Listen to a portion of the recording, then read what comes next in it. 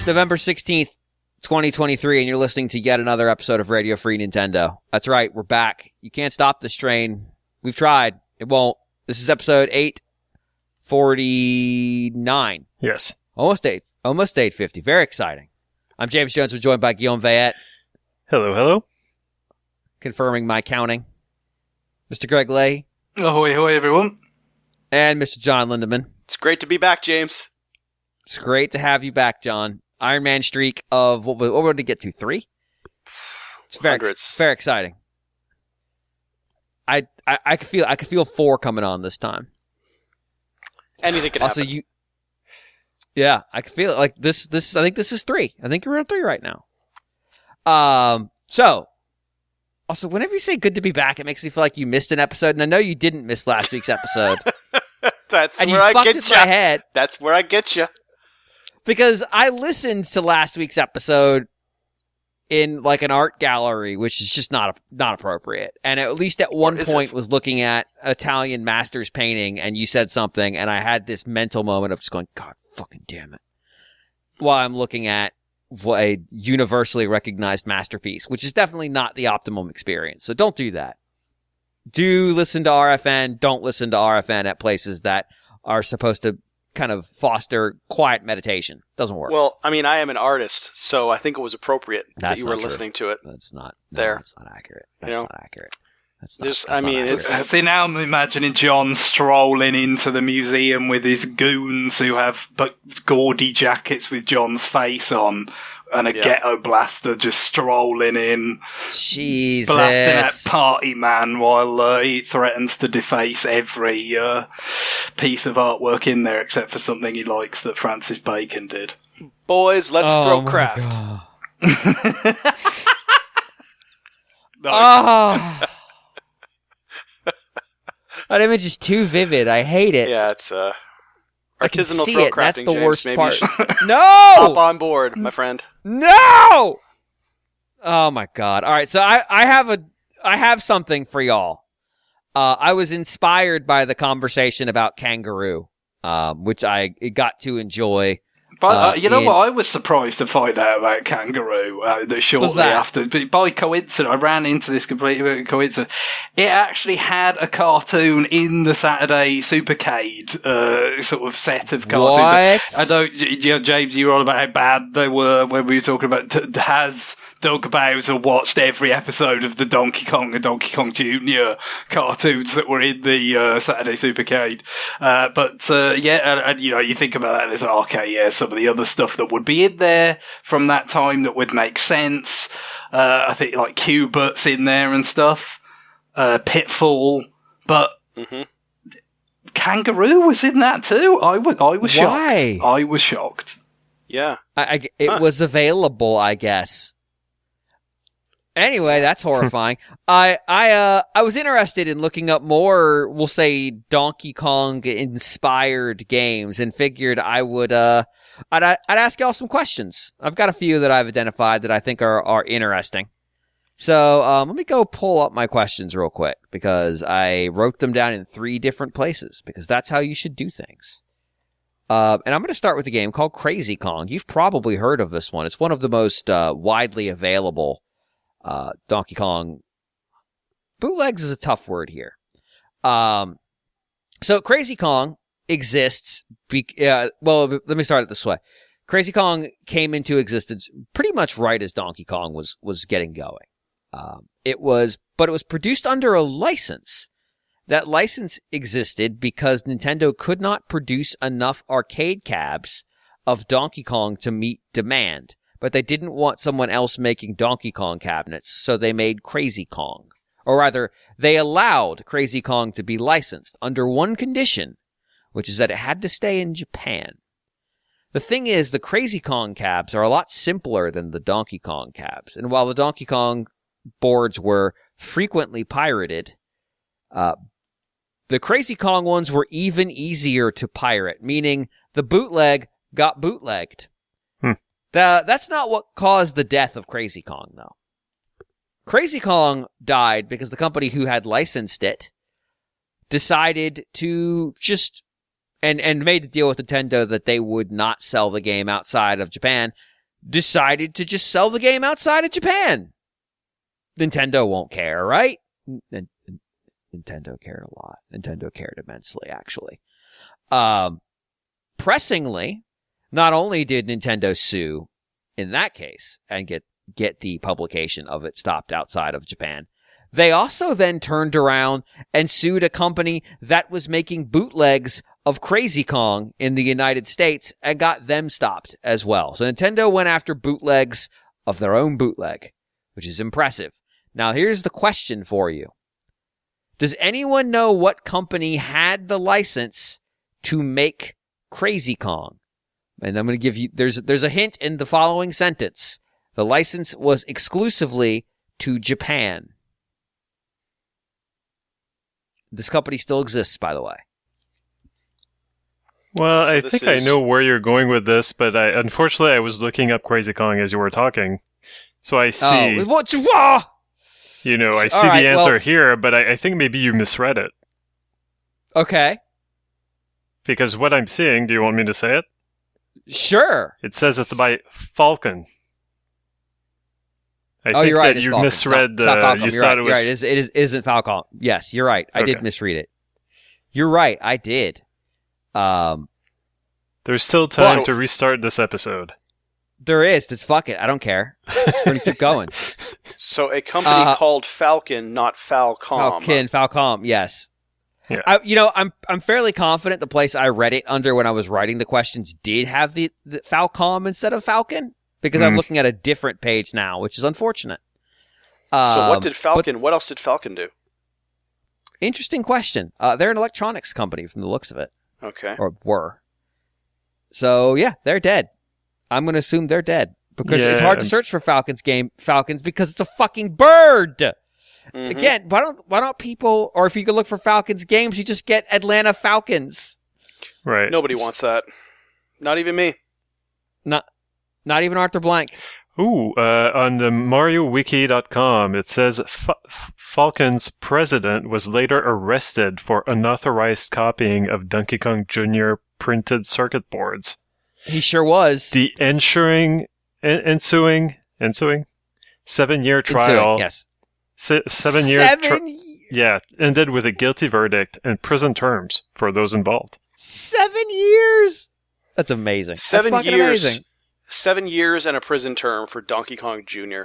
I can think of nothing more. It's perfect. Wasteful. It's perfect. All right. Well, this one's gonna be better because this question I have actually seen the device or the code itself and actually know that what I'm saying is correct. Okay. I was really trying to find Donkey Kong knockoffs that don't have the big ape. Because a lot of them do. A lot of them are just called like Kong or are called King Kong, which, by the way, they probably should have paid attention to the previous Nintendo lawsuit involving King Kong because now they're getting double sued. Have fun with that. Or one of my favorites for the Tandy TRS-80, Monkey Kong. It's just really on the nose. Tandy, the TRS-80 was just the king of off-brand versions of games. I remember my friend had one. And instead of Gauntlet, they had Gantlet, which means the same thing, but is a slightly isn't this like a Scream Scary Movie thing in terms of, like, I think at one point Scream was going to be called Scary Movie. But then, of course, when you do the parody version, they just called it the thing that it was going to be called. But then, because the story with Donkey Kong is that, it might have been called Monkey Kong, and it ended up as Donkey Kong instead. So it's perfect. That kind of scenario I'm seeing playing out here. All right, so I've got one here for you. This is one that actually did have a non-ape enemy. This is a Commodore 64 game, also a home for unlicensed, we'll use the phrase ports of games. I'll refrain from binging it. Appreciate. Created by a person in 1983, so very hot on the heels. His name is Jeremy Thorne. I assume he's dead based on the content of this game. It is called Mario's Brewery. In this, mechanically, it's very similar to Donkey Kong. You are going up the girders and the ladders and barrels are coming down at you. All of these are barrels of beer. But you are not fighting the monkey or the ape. Gentlemen, what do you think is the enemy in Mario's brewery? A bear? Okay. Alcoholism? Is it Rex Banner from the Prohibition episode of The Simpsons? I wish. The answer is an out-of-control beer-making machine, which in has a few different problems. One, why does all of the beer-making machine exist on the top floor only and go out of control? Two, how does this individual believe beer is made? Because it's just spitting out barrels of beer, which is not how beer is produced in the slightest. Would you feel better if it was a beer transit machine? Yes. A beer barrel moving machine. Yes, something that, like, the idea of this, like, oh no, this thing just stamps out barrels of beer, like, that is upsetting to me. But also, like, why is gotta be beer? What is this Tapper Mario or Tapper Donkey Kong crossover we didn't need? I will give you this one for free. There was also one called Monkey Business. You would think Monkey Business would have the big ape in it. It does not. The enemy is an extremely large human being. He's wearing a green shirt. Extremely large human. He is very big relative to the not Mario. Yeah. See, I was we're sure it's not like a shaved ape or anything. I mean, aren't we all just shaved apes? Well, I'm not shaved. Yeah. Oh, it's just an ape then. This is a rabbit hole I don't want to go down. Because even I was expecting there definitely to be a porn version. I did not find one, but I also did not explicitly look for it. I'm sure it's there. There has to be one there. All right. This one is a little bit more thinking. But there's some hints here. This one does star a large ape. It released on. Oh, I can't give you that. That'll give too much away. Let's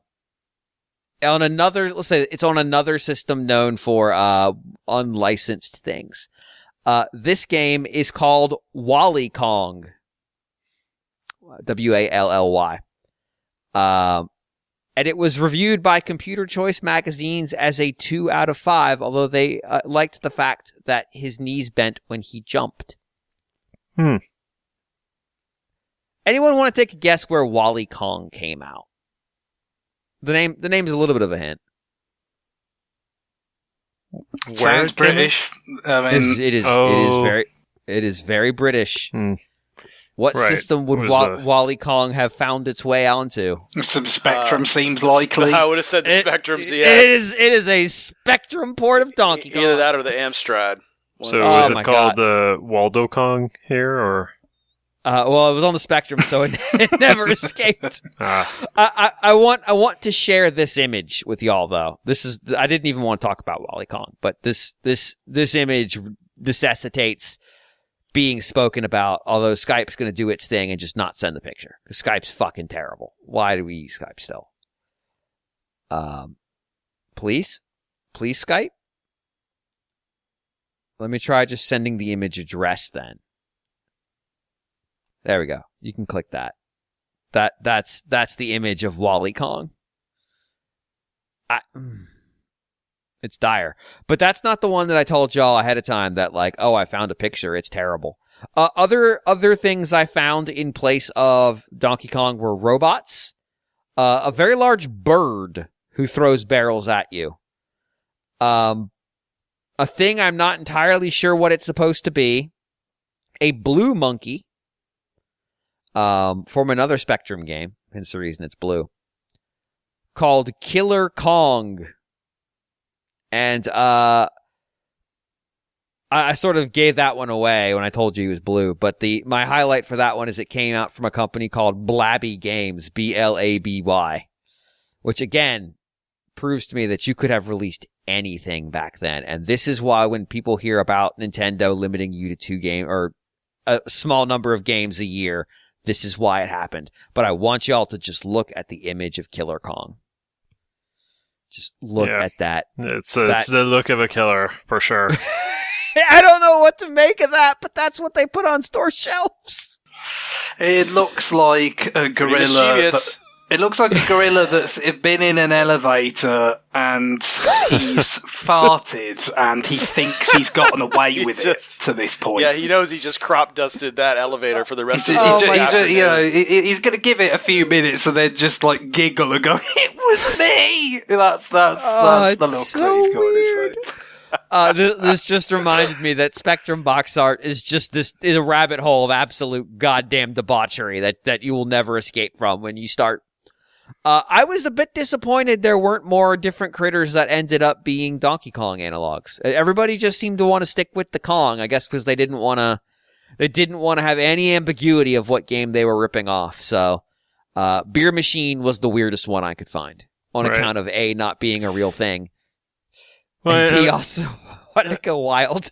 I'm guessing that they were trying to, like either they genuinely believed that there was like a gorilla craze, or they were just trying to get in on the word of mouth, like, hey, have you played that monkey game? Yes. And so they're hoping that people will, choose them and not the real thing.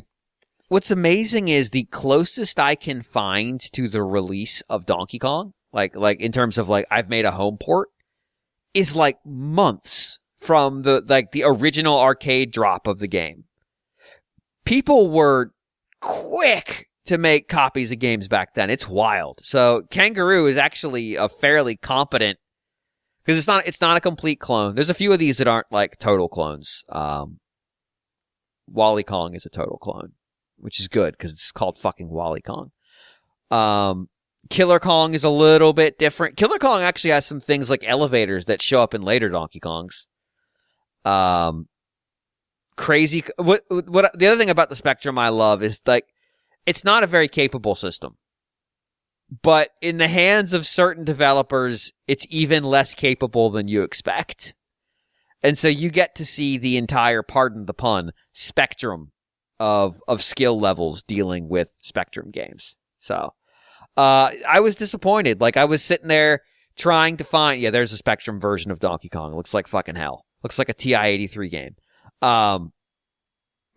The weirdest system I could find them for was the Oric 1, which I know almost nothing about. It's called Honey Kong, which is a real. He's yellow. I mean, it's I guess. Yeah, I mean the Oric 1 is like one of those home computer also rans that's like an also ran for the also rans. It's so far down the chain of success. But every system basically had their Donkey Kong clones, plural, because everybody had multiple. But yeah, that's dire, just absolutely dire. So, Nintendo only ever really went after a couple. They basically just kind of only went after the ones that got reasonably big. And then Crazy Kong, because of course they violated the contract terms. So that was cool. Yeah, sadly I didn't find any alligators in the Donkey Kong roll. Didn't find any bears. Didn't find any cats. I was really hoping to find just like a whole wide variety, but alas, we did not. The original goal of this was I was going to find them and then give you their names and make you guess what animals they were, but people just couldn't escape the Kong, I guess. Yeah, so. I mean, I was assuming that there would be a Donkey Dong, which would be the obvious, awful porn version of Donkey Kong. Yeah. I'm kind of disappointed.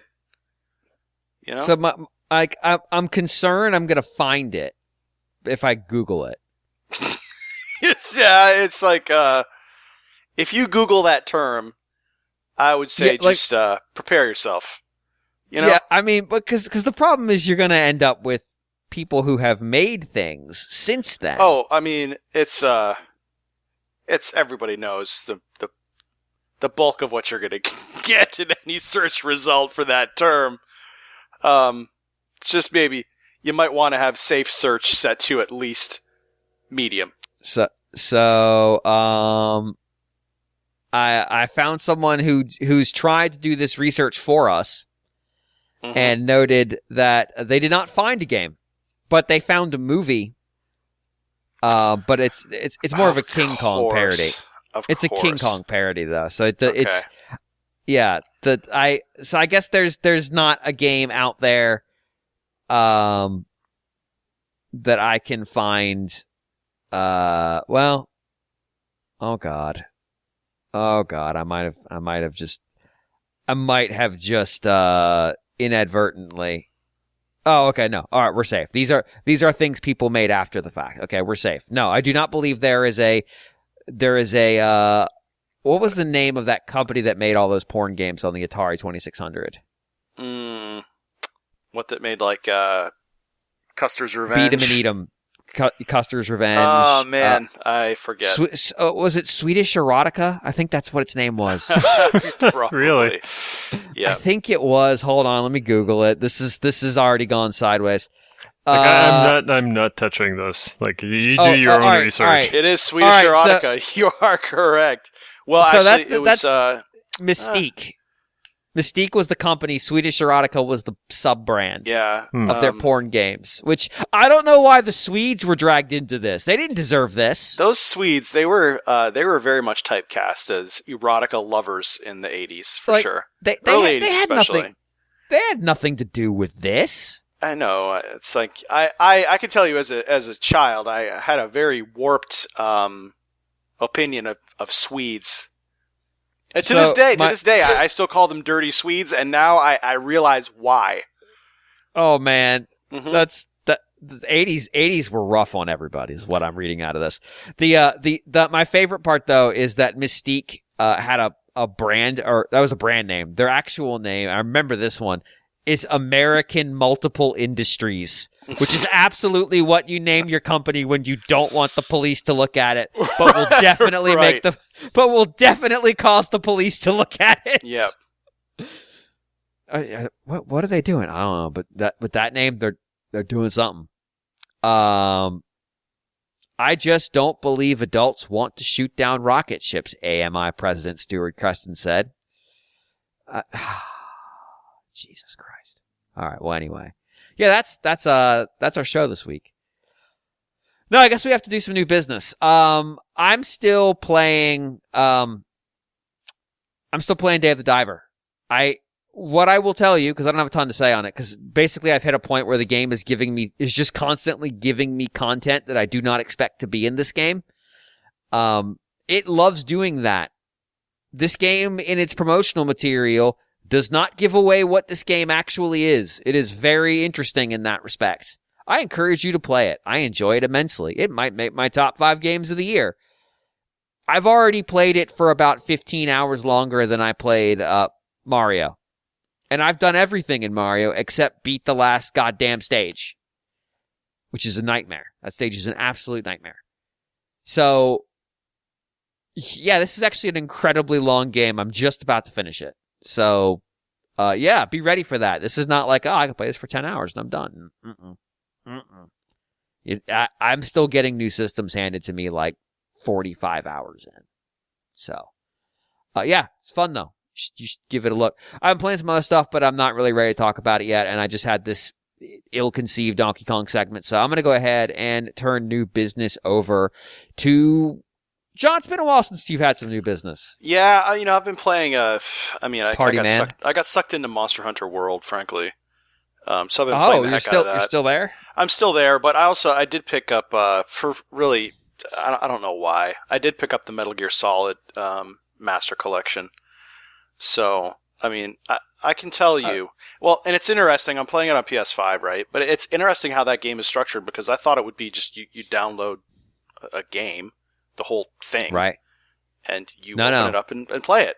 But that's not the case. It's actually several different games that you download. I downloaded the whole, I got the Super Deluxe Edition, which really is nothing. It's just like extra. You pay like $10 extra and you get some extra musical tracks or something. But I figured, whatever, since I'm here, might as well, in for a penny, in for a pound, so to speak. Right, Greg? Don't drag him into your financial decisions. As they say. So, yeah, but it actually installs as about 5 different game files. So you have a bootable game for Metal Gear Solid 1 and 2. Metal Gear Solid 1, very difficult. Very difficult. It's the MSX version of it. You mean Metal Gear 1? Metal Gear 1, yes. First Metal Gear. Yeah, it is very difficult. Yes. And I played a little bit of Metal Gear 3 just because it's the one I've played the least. I've played well into 2. Obviously, I've beaten the first Metal Gear Solid. I played first Metal Gear Solid, and beaten it. It's really hard for me not to bounce off of Snake Eater. Because I just feel like the start of it is so boring. And tedious, and actually, I don't know. It makes me wonder how I will take even to Metal Gear Solid at this point. Just because those stealth-based games, I don't know if I can handle them anymore. Snake Eater is significantly more open than 1 and 2 are at the start. Mm-hmm. Because it is more like it is more spacious. 1 and 2 are taking place basically indoors. Yeah. In 3, I've never in the jungle. I have never made it past. I've never really made it anywhere past the jungle, really. And I feel like that game. It's like I have this almost warped opinion of that game because it feels so impenetrable to me. And I've tried to. Yeah, it really does. I don't know what it is about it. It just seems it feels like a game that should be in first person, but it's not. And you can put it in first person sometimes, but yeah. It's just, and that was an addition, or it wasn't originally there. Yeah. Yeah. It's weird. I can understand feeling like it's weird. Oh, 3 had the first person all along. Sorry. I'm a bit surprised though, because like 3, I got through 3 relatively easily. I thought 1 and 2 were more of a slog. Mm-hmm. 2 is definitely a slog. Now, what I'll tell you is the fact that you haven't made it out of the jungle doesn't say a lot, because you're basically in the jungle the whole game. The whole time, yeah. Like I got to that first part where you come across like the crocodiles or whatever, and I'm like, all right, okay, I don't really know how. I don't really know what I'm doing here. I walked into the water and died immediately. What am I even doing? Why am I doing this? I regret my purchase already. But no, I think I have so much other stuff. I was like, why not throw this on the pile as well? Oh yeah. Buy more games. Along with Mario Wonder, I've abandoned that, of course, but I have to laugh at myself as well because I have like all of these new games staring me in the face and I'm like, let's play Monster Hunter World from 2018. Let's just do that. Let's go over here and sink 100 hours into that game, which I cannot wait until John does his top 5. I can't wait. I can't wait to hear about how much he loved a Monster Hunter game from 5 years ago. It'll be awesome. Well, that's, yeah. I am going to pick up Super Mario RPG as well, because why not? Why not? So you're going to get, like, what, a third of the way in on that one? Probably. Nice. But I do wonder, like, so you bounced off Wonder. Pun not intended. Yeah, I haven't totally bounced off of it, though. I was playing it while traveling, so. Okay. I was playing it while traveling. I really like that game. It's just, the thing is, Monster Hunter is such comfort food for me, even when I hate it.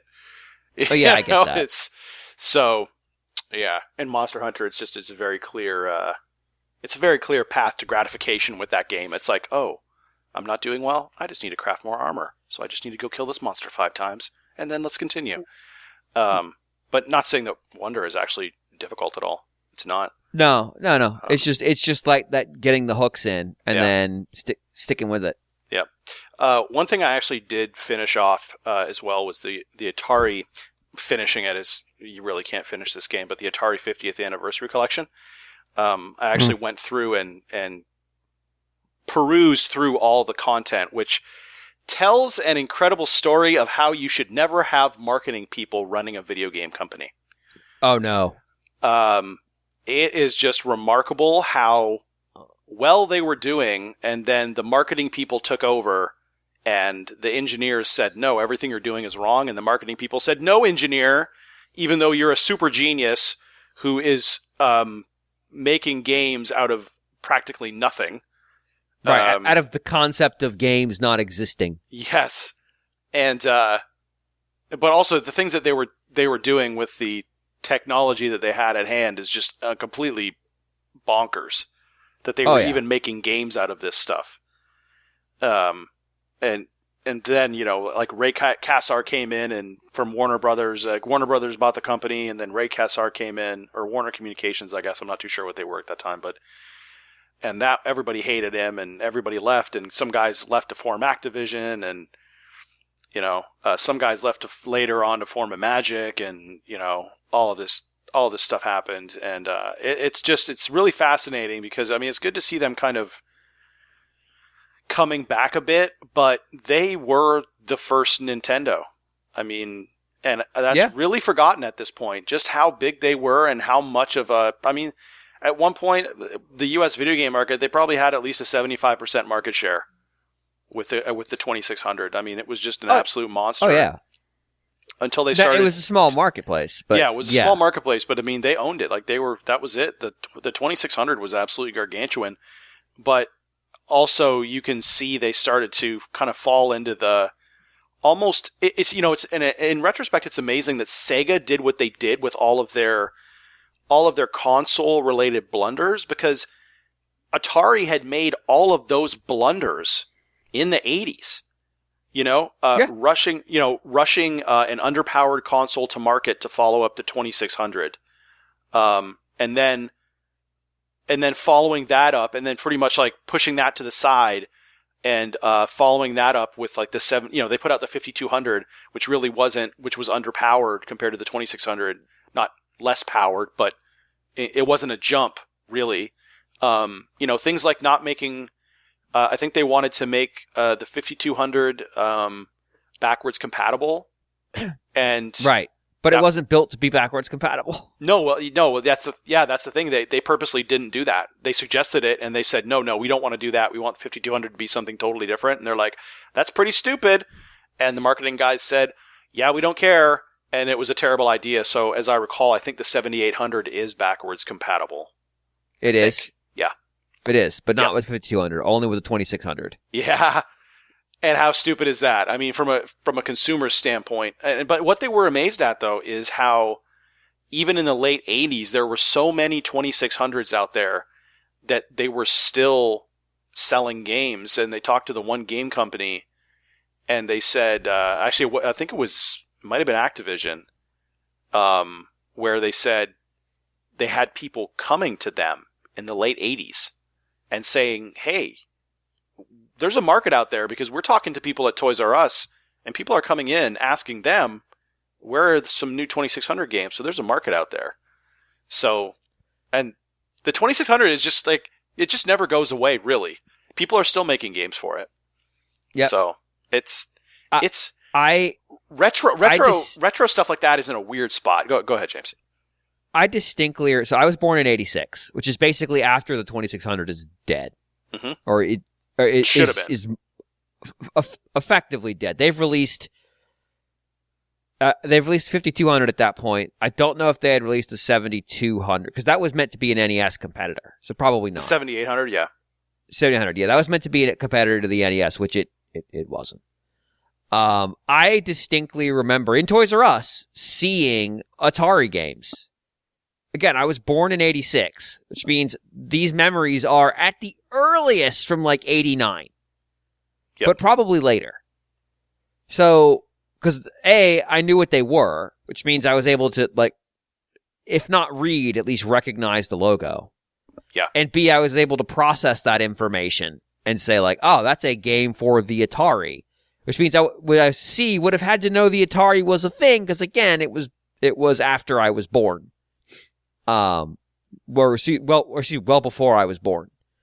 And we didn't even have an Atari. There was an old television in my house with the wood paneling. I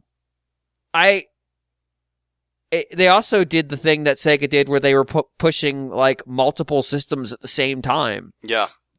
Trying to target similar marketplaces, but not quite. Because they had a whole PC business too. Mm-hmm. That was like completely separate. Yeah. But also very distracting. Yeah, I remember the Atari computers. I mean, they were really the first ones out the gate with computers. I mean, yeah. I remember at least in the form factor we expect them to be. Yeah. I mean, I remember I had an Atari 800 XL, I think. That was my first computer. So, and I switched over to a Commodore 64 later. But, yeah, their computers were really good, too. The ST line was really good. It's just that they never quite, like, Commodore just had basically all the games, right? And just kind of caught fire. And then the Amiga, well, both the Amiga and like maybe like the 1040 ST in that time period. That was when you also had like IBM coming in, or like the PC compatibles, like the kind of PC DOS compatibles. So that was where Amiga and 1040 ST kind of got lost in the mix. Yeah, because basically we started to have things standardized around the DOS standard. Yeah. The IBM compatible PC standard, as it was called back then. Yep. Which I still remember seeing on boxes when I was growing up. Mm-hmm. Requires IBM compatible PC, which like is fucking insane because IBM wasn't really making those PCs. Well, yeah, and they also had the worst graphics hardware as well. Oh yeah, but they business. Yeah, and standards, like you said, right? There was a standard. It wasn't like it's my go-to, but like Dragon PC, which is the Welsh company, and then the company in London, that they were basically making the exact same computer, but because there were no standards, they took all the same components and made computers that weren't compatible with each other. Mm-hmm. So you couldn't swap the software between them, even though hardware-wise, these were the same fucking device, basically, effectively. Yeah. It's like, why would you do that? Why would this Welsh company decide to write their own operating system that isn't compatible with the public domain operating system that this other one's running? Well, reasons. But like Atari, like they also did weird shit. Like they had their PC business that was kind of a distraction, but they had their console business that was running completely parallel. And then their PC business would make consoleized versions of their PCs, like the XEGS. Yes. Which I think is, what's that a version of? It's one of their 8-bit PCs. I just can't remember which one. Was it the 65 XE? That's it. That was meant to compete with the NES, the Master System, and the 7800. Internally, they were like, these are the systems that we'll compete with. Dude, that's you, bro. Yeah. Don't compete with you. Yeah, that's stupid. And they just kind of wanted to take one more crack at a game console. Yeah. It's so weird. It's so weird. They were 1992 was when the last time Atari pumped out any game consoles, which is way later than you would expect. Yeah. I don't even remember the Atari XEGS. I don't remember seeing any ads for it or ever seeing it. It was a huge failure. Yeah, but I don't even really remember seeing it, like it having any kind of marketing presence at all either, let alone even seeing it in a store. I think that was the problem. Yeah. Like, stores just wouldn't stock it. Yeah, like wait. It's something that I might have only read about it in a magazine. That's it. Yeah, the only reason I know about it is I read about it in another context. Yeah. Somebody's like, hey, this is a thing that existed. And I'm like, bullshit, that's not real. And I started reading it, and I'm like, oh my God, it's real. Yeah, it's really weird. And honestly, I kind of love it. So like this collection, since we're talking about it, and you've seen the stuff. Yeah. Like, does it get into this late stage Atari idiocy, or does it just kind of talk about it? No, okay. It does. It gets into it, like sort of what they were thinking when they did things, and it kind of glosses over a little bit. I don't even know why it glosses over. Probably the wrong term, because there's not much to gloss over. They just put out a bunch of PCs and junk. then basically just like dumped them, right? But it does talk quite a bit about later Atari and up to the present day, where they're kind of bringing back some of the classic consoles and putting out some of the older games as revamped versions and stuff like that. So it does get into it, but there's just not a lot of meat. There's not as much meat there on the bone to talk about as there is with all of this crazy stuff that happened in the 80s. So, but it is good. Yeah, it has there's a ton of Atari games in that collection, and they've redone so many of them. They've done a really good job. It's a really, really excellent collection. So it's I enjoyed it. So if you're kind of a video game history nerd like me, it's incredibly interesting. So I'd recommend it.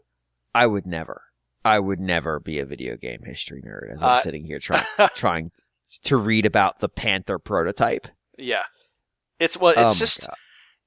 honestly the failures in this industry are more interesting than the successes. Oh yeah, because weird is always more interesting than normal. And the failures, very rare. It's very rare that a weird thing is a success. Nintendo did that a little bit. But broadly speaking, by being a success, it becomes not weird anymore. Like the Wii's not weird to me now because it just is. It's a thing that I spent a bunch of time with.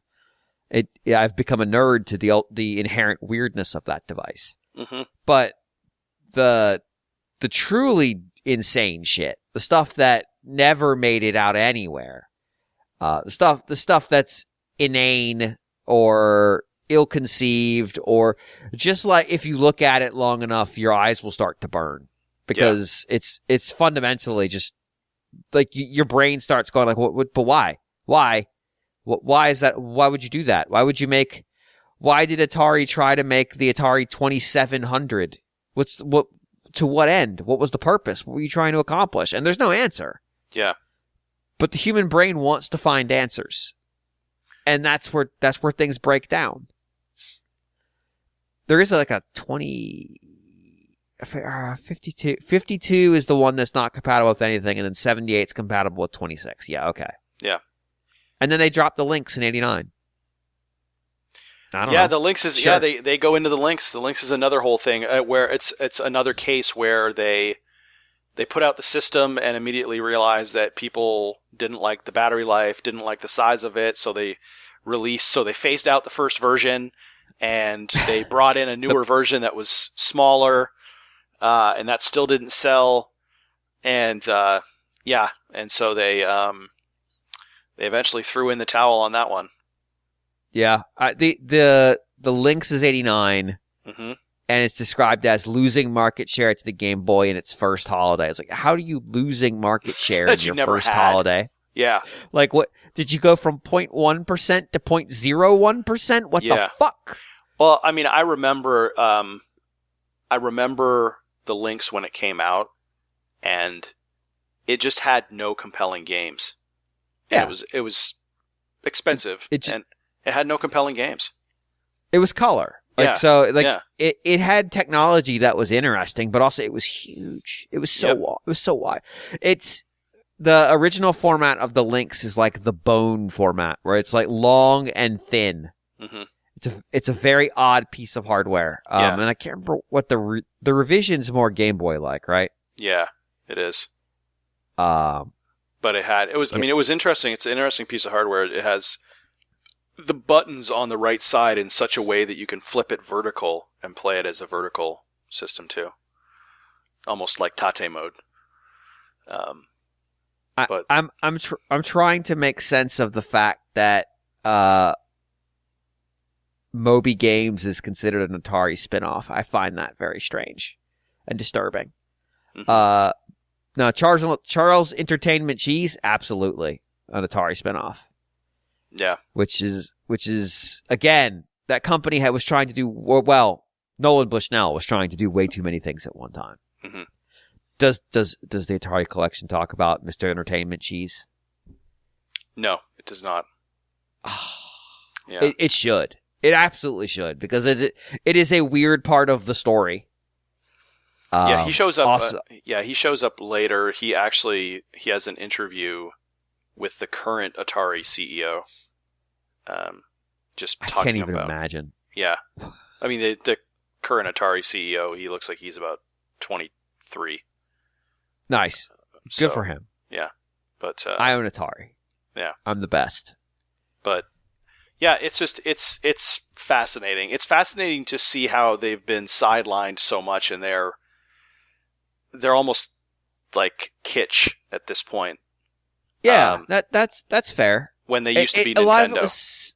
A lot of it was self-inflicted. It's so weird. Well, and interesting too how they were the first ones trying to navigate. The point that they kind of drive home in this is that, people kind of look at Atari and they say, oh, Atari was terrible. They screwed things up with the 5200 and the 7800. They were the first company to navigate a console life cycle.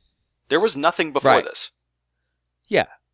I mean, there were, I guess the Fairchild had swappable carts, but I don't know if there was a sequel to the Fairchild. So, it probably is, the first thing that had to do it. Yeah, they didn't know what to do. So, from a business standpoint, yeah, it makes perfect sense. The 5200 probably makes sense on paper because you're like, why would we make it backwards compatible? Because we want to sell new consoles and new games, right?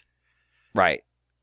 There's a certain business strategy that could talk you into doing that. But then you have the trade-off of, okay, but if there's only a handful of games I want for this thing, why would I buy it? Yeah.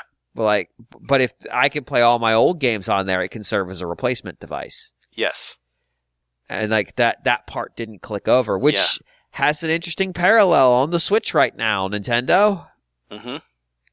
Because if the Switch's successor can play my Switch games, I can retire my Switch. That is very true. My Switch is only like a year and a half old. Yeah. But if I wasn't on a basically new piece of hardware, that would be extra appealing. Now, I'm on a podcast where I talk about Nintendo games, so I'm going to have to acquire Nintendo's successor.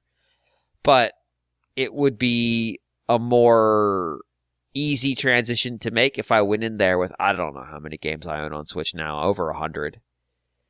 It would just be like, I've got them. They're here already. I'm good. Yeah, and it also lets you clear out some of that older hardware. Just get it out of here.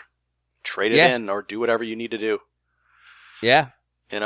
I end up with 3 Switches in my house. I don't need that. Yeah. There's only one person lives here. Mm-hmm. So that's God, the Panther. I'm just looking at a mock-up of the Panther now. It looks like it was drawn by an 8th grader in their loose leaf notebook paper. The Jaguar games, outside of maybe Tempest 2000, which frankly is not that great. Everybody says that's the best Jaguar game. It's not good. It's not good. Yeah, I mean, yes, I agree. It is the best Jaguar game. Yeah, it's like, having played a bunch of them, I agree. I mean, people speak about it like it's like Geometry Wars on the 360 or something like that. Like, oh man, it's this amazing game kind of thing. But it's like, no, it's not really that good. And some of I played I think I talked about it. I played or I mentioned it briefly. It was the Mario Kart clone, which was I think Atari Kart or something like that. That game is utter dog shit. It is terrible. I'm sure. It is. That thing is barely playable. The Jaguar was a terrible system. Terrible system. Oh yeah, we played one at PAX one time. Yeah, and we're horrified the whole time. It's terrible. The Jaguar CD was worse because it didn't work. Yeah. So they famously don't work. It's great. So yeah, that Atari 50th anniversary collection. It's really cool. It's a really cool product, and of course, Digital Eclipse. They got bought by Atari. Yeah. So I don't know what's going to happen there. I have to say that makes me pretty sad. I agree. Because are they gonna be allowed to continue to go out? I mean, Atari must have bought them with the intention of allowing them to keep doing what they're doing. Because it's not like there's what are they going to keep remaking for Atari? There's only so far they can go. Unless we're headed to I think Atari owns all the Accolade shit now, or some permutation of some of the holding companies, or I don't know. Yeah. Maybe some of that shit's available, but I don't need that. No. I don't want that. Nobody wants that. Nobody's give me the Accolade collection. Yeah. You know what that means? You're gonna get fucking Bubsy. Like, that if you get the Accolade collection. Like, that's the most noteworthy thing you got, and you don't want that. Nobody needs that. It's the worst. Right, because they bought... didn't Atari buy Infogrames, who had already bought Accolade? They were Infogrames. Infogrames. Like, yeah. Okay, it's so that whole, like... Right, Infogrames purchased Atari, and then Infogrames rebranded, is that right? Yes. Infogrames purchased the Atari trademark and rebranded as Atari SA before declaring bankruptcy in 2013, resulting in the sell-off of some assets. The Accolade assets were purchased by game publisher Tomo, who later resold them to Hong Kong-based holding company Billionsoft. Man, I love holding companies. As part of a strategy, none of this is real. As part of a strategy to revive several classic games, however, the assets that Billionsoft held were reacquired by Atari SA in April 2023. I thought they had them. What a stupid process this is all. Wow. God. Like, the thing is, these collections are really neat because they give you a lot of background information, and they do the research, so you actually get to read about context and the world in which these games came up out of. The SNK one's also really good about explaining not just what the game is, but why it is, or why it is the way it is. But what they don't give you is shit like this, where it's like, okay, but why did you sell and then rebuy Accolade software, and how did it end up in the hands of a company in Hong Kong? Is this just money laundering? Yeah. Are you just money laundering? You could tell me. I won't tell the police. I'm not are the you feds. Are you money laundering right now? Like, blink twice if you're money laundering right now. Wow. Atari Infogrames declared bankruptcy in 2013. Game publisher Tomo purchased the Accolade trademark and several related assets. In June 2017, Hong Kong-based holding company Billionsoft announced its acquisition of the Accolade trademark, and together with developer Black Forest Games and publisher Tomo, announced that it would develop new entries for several Accolade franchises, starting with the Bubsy series. Yeah, we remember that game. It was that Bubsy Infinite Runner, I think. In April 2023, it was announced that Atari had reacquired over 100 different titles from Billionsoft, including Accolade titles, as well as the company's trademark and brand. So, Atari is now free. To do what? I don't know. That's what scares me. We are still in danger. But there you go. If you're into that kind of stuff, pick up the Atari 50th Anniversary Collection. You will not regret it. And then just start Googling. Google every name you come across. Yeah. You will definitely find more weird shit as you dig deeper. Mm-hmm. All right, Guillaume. Yeah? What are you up to? Yeah, I think my internet is being finicky, so I'm sorry in advance. But anyway, so I've my mother-in-law visited us, was staying with us this past weekend, and she likes to play video games, but sometimes it's, like we've played Jackbox so much. I was trying to find something else that she might like, and I learned that she does own an OG Game Boy and likes Tetris. Ooh. So I was like, okay. I was reminded at that point that the Dr. Mario 64 is available on the Switch, on the online Nintendo Expansion Online pack. NSO Nintendo Switch Online expansion pack. My God, why can I think my brain is turned off right now. Anyway, yeah, so the expansion pack, the NSO. So I was like, well, that's perfect. I've always wanted to try it, and it's 4 players as far as I know. We'll play that. And it was kind of awesome. Like, it was the perfect game to play, with like 3 people of vastly different Dr. Mario skill levels.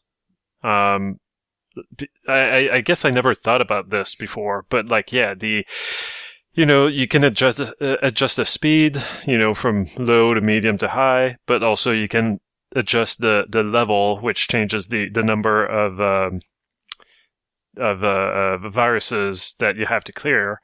So that's super granular from 1 to 20. And so what we did was that, like, okay, like we played multiplayer, everyone against everyone else. And I would just like set my level to like 12, and Karen would set hers to like 5, and the mother-in-law would set it to like 1 or 2. And basically, I don't know if the others were doing that, but every time that I would win, I would just like raise like my level by 1 level. I would raise my difficulty by 1 level. And so what that did was that it kept things interesting the whole time. It was probably like, it's probable that I was having a still like a very different experience than everyone else, because I'm sure that without even like trying, I was probably sending more garbage pills to the others. So that was probably impeding their progress more than their garbage pills, which they were probably sending at a slower pace. Like I'm more able to deal with the, clearing, unexpected, stuff in puzzle games in general than anyone else that I was playing against. But like still, sometimes Karen won, sometimes the mother-in-law won, sometimes I won, and I'm kind of shocked by just how perfectly it worked. So yeah, so I was really happy about that. Like sometimes, like we play Mario Kart, but that's not optimal. Like despite the person who's trailing getting better items, like that doesn't really allow them to, be first from time to time. Like that doesn't really happen. But Dr. Mario, like there's really a way to level the playing field, and yeah, like I really enjoyed it. And of course, so the mother-in-law was like, oh, like I had never played Dr. Mario before. I'm interested in playing it now. So like she was looking for ways to acquire it, and tragically, she has Karen's nephew's old Wii U, which of course, like maybe if we had played this a year ago, I could have told her, well, there's something called Dr. Luigi on the Wii U that you can download. Now she can't do that. And that's when I realized that there was no real way for her to play this game other than on her original Game Boy. So that's what I suggested. Of course, like Dr. Mario World, which was the online, not the online, but the mobile game, came and went. Like it's already, you can't play that anymore. Like that's what I would have steered her towards, but that's already not available. So yeah, like it's kind of weird that we're in this period where like the only way really that you can play a Dr. Mario game is if you have the expansion pack, NSOS expansion pack, and you fire up the N64 version of the game. But then, she was looking up stuff online, and she found actually that there was like a Dr. Mario Legacy Collection that was released on the Switch. I don't know if you were aware of this.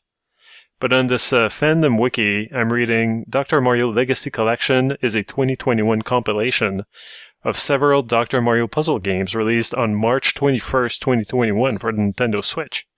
The collection includes several Dr. Mario games from the past, including Dr. Mario for the NES, Dr. Mario 64, and Dr. Mario Express. So basically the DSiWare version. The collection makes all the games high definition with a higher resolution and included a widescreen option for all the games. Collection was released to generally positive reviews from critics and fans alike. Bonus content, there was like an art book, soundtrack, reception.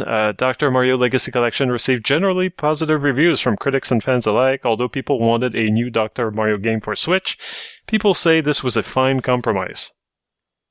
And apparently sold very well at launch. The physical edition was particularly popular amongst the community. They even ran out of copies, and then Nintendo made more, and then they didn't run out of copies anymore. So I'm seeing this article here on ideas fandom wiki, and it's all bullshit, right? None of this happened. There's this article that just goes on and on about this compilation that came out in 2021. I'm like, what are you talking about? What are you reading? I've never heard of this. And I've been, for the past 10 years on Nintendo podcast, I think I would have heard of this. And so I look at this article. It's got even like a fake box cover art for the physical edition. It's the most my passion is graphic design ass, cover art that you could possibly imagine. I just now realized what you're doing. Okay. Continue. No, but like seriously, like it's just like, what the fuck is happening here? Right? Like, how does this get allowed? And I just I knew, like I'm not completely stupid. I know that there's a lot of disinformation on the internet about a lot of serious stuff. It's happening like constantly. Dr. Mario. Yeah. Well, that's the thing. Like, I knew that there's stuff about, conspiracy theories. There's like, fake stuff out there about vaccines or about wars and stuff like that. Somehow it's this gratuitous fake ass page about a fake Legacy Collection, Dr. Mario Legacy Collection, that just broke me. Yeah, they brought the sad reality of it home, didn't it, in a way that those other things just couldn't. Right. So, Guillaume, are you by chance on the Ideas Wiki? Well, yes. So, this is apparently a wiki that just exists for people to fanfic their own reality. But there's no clear indication of that. Like, I went and looked for something that would front this information, like this shit is fake, and I can't find anything. Like, I've clicked on like Ideas Wiki official about us, so you have like to go dig 3 levels deep to find the about us. You click on it and it doesn't say anything. On the homepage it says this is a fanon wiki, just like fan fiction wikis. This is a variety of fan created ideas on here. These include potentials for sequels for new series that have yet to exist. We are rolling out a system to help users identify what articles are open to community involvement and which ones are not. Okay, well, crucially, all this information about this is being a wiki fake for non-reality. Yes. Yeah, it's basically a wiki for fake news, quite literally. Yeah. Crucially, all this information about this being fake is not on individual pages. What are we doing? You stumble upon an article about Dr. Mario Legacy Collection. If you don't know better, you think it's real. You think that in March 21st, 2021, this collection released to generally positive reception by critics and fans alike. Yeah, no, it did. It did. I've been to that Earth version where that happened, yes. God. Welcome to this stupid shit. It pissed me off, and I don't know, I was kind of surprised that, I was surprised at the intensity of my reaction. I was like, how dare you mislead my mother-in-law about the existence of this game on Switch? I apologize to you and to her for my ill-timed article on the Ideas Wiki that I wrote. That's my mistake. I definitely spend my free time writing about Dr. Mario collections.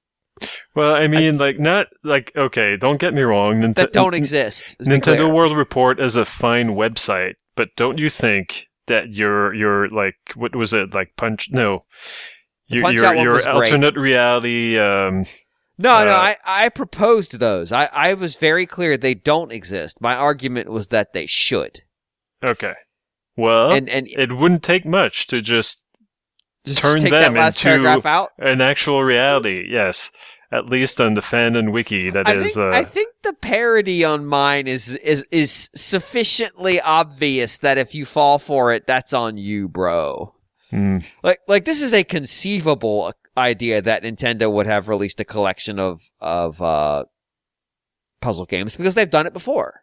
Right. Like that's not outside the realm of things they've done. They've done it on Switch. Yeah. But No, there's none chance where 1-2 warriors is a thing. Now, should it be a thing? Yeah, it should be a thing. It should be a thing. It should exist. It should absolutely exist, but it doesn't. But I did state in the opening article as well that these are proposals for games, and I'm going to explain the business case for them. So I did actually make sure. Yeah. Now, if I go into the ideas wiki and find F-Zero warriors in there, I'm going to be pissed. Right. Well, it will probably say that it came out in like June 2022 to general indifference, or who knows what. They should write it up and like date it to the date my article went live, and really just make me mad. Just absolutely send me through the ceiling. Yeah.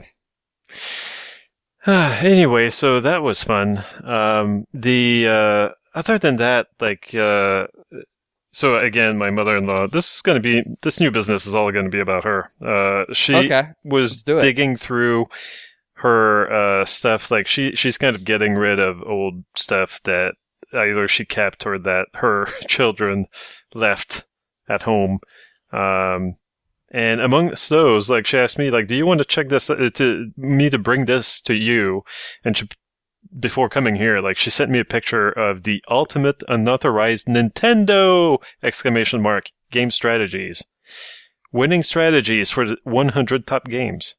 I might have seen this book in the past. Yeah, it's got like this anthropomorphic, I guess it's a wolf. I guess it could be a fox, but probably a wolf, just with, I don't know how you call those, like, I know the word in French, not in English, like like someone who's traveling, like in the old times, like they would have like a hobo? A bag at the end of a stick. Yeah. Sure. Yeah, that's what they're going for. Okay, it's a hobo wolf dressed in yellow. Do you think that's a hobo lobo pun? No, there's no way anybody involved in this was that smart. Because it's part of the Bantam Games Mastery series. Yeah.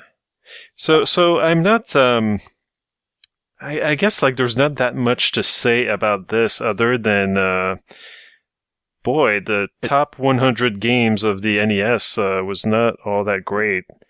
There's a lot of crap here, like, do we need strategies for Sesame Street 1, 2, 3? Yes. Okay. Well, page 72 then. It should tell you. It didn't rare work on that, although statistically, if you just pick out an NES game, and there's a decent chance rare works. There's a good chance. Sadly, Amazon does not have any scans of this available to me. So Guillaume, can you hit us with some strategies for Sesame Street 1, 2, 3? Yeah, sure. Again, my internet is acting up, so I'm sorry if I'm not reactive. But anyway, so like the thing about this unauthorized Nintendo !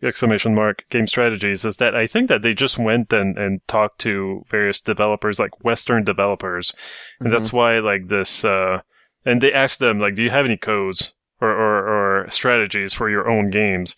So I think that's why like this is kind of shitty. Like there's very few actual, like, Japanese games, which were, as we all know, the better games that system. So this is the first of a planned series. Yeah, a lot of the text is actually kind of like marketing for the games that it's going to give you strategies for. Games designed for a youngster aged 3 to 6. In most instances, we would expect that a parent or other adult would be needed to work with the child. The manual is written for the adult and includes information on the specific skills that are to be exercised. Astro Grover, it describes the game. Is it a bird? Is it a plane? No, it's Astro Grover, and he's here to help young players learn arithmetic. Well, like, none of this is a strategy.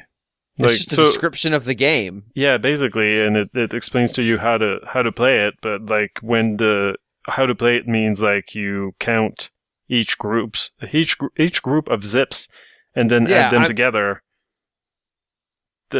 Yeah. So maybe this is not the best game to be looking up strategies for. Maybe I could interest you in. Oh my god! Hit me with some Three Stooges, because they alleged to call that a just released new hit, and that game was fucking terrible from day zero. This is right. This is a scam. Like there's an ongoing evaluation of eShop games if they're real scam or crime. This is scam. This is absolutely a scam product. The Three Stooges. Okay, it's hard to like this. The contents page is not organized in a way that makes sense. You know, like it is alphabetical, but then it's divided between 30 new games, and then like 30 games alphabetically, then 32 top hits, and then you've got 32 games new. You know, it starts over the alphabetical order. Then all-time classics. So yeah, so it's all messed up. So page 80, Three Stooges. Let's find out what you're supposed to do here. How do you do the fucking soup game? Because I think it's rigged. Okay, the soup game. Please help me get past the soup game. What's it called? Is it because like there are more than 15 different scenes, James. The number of times you'll visit any particular place and the order in which you arrive will depend upon the progress of the game. So there's the map screen, mousetrap square, glove square, banker square, etc. Crackers square. Maybe that's the famous oyster crackers scene. I think it's crackers. Yeah, it's that one. Okay. The famous oyster crackers scene at the Porcupine Lodge is recreated in a game here. Curly tries to eat his soup while an oyster tries to squirt him in the eye. Use the arrow keys to move Curly's hand and the A button. Keys. Yeah, and the A button to dip the spoon. That's it. It's not a strategy guide. That's just the instructions from the instructions. Guillaume, I don't even think they talked to the publisher. I think they just bought these games and copied the text from the instruction manual. I believe you might be right. That's less helpful than I expected, and I expected very little. Like, they didn't even explain what the...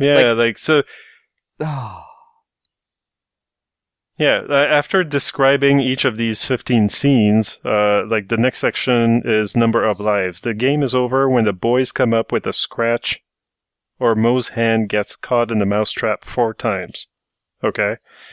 Enemies. Your mom, your older sister, and anyone else who doesn't find the Stooges hilarious. Try to convince them it is worthwhile for you to study the game because it is of its highly advanced graphics and audio features. Oh my god! I hate this book. Like I'm not a book burner, but this is a moment that might call for it. Not because it's offensive, but just because it needs to not be a thing. Yeah, no, it's worse than I thought it would be. Anyway, so I don't know. This is worse than the Gex book. I want to make that clear. Yeah, like it's like this game doesn't know what it wants to be. Does it want to be funny? Does it want to be informative? Well, I guess it just wants to be a book, essentially. It just wants to be sold. Yeah, to a bunch of kids who don't know better. They just needed to hit a page target, and they just did as much stuff as was required to hit their page target. That's it. That's all it is. And then at the end, there's like previews for a bunch of, middling, again, Western-made games. Although, no. Okay, the Hudson Soft. Oh, the Battle of Olympus. Difficulty hot dog. What does that mean? What? Difficulty hot dog?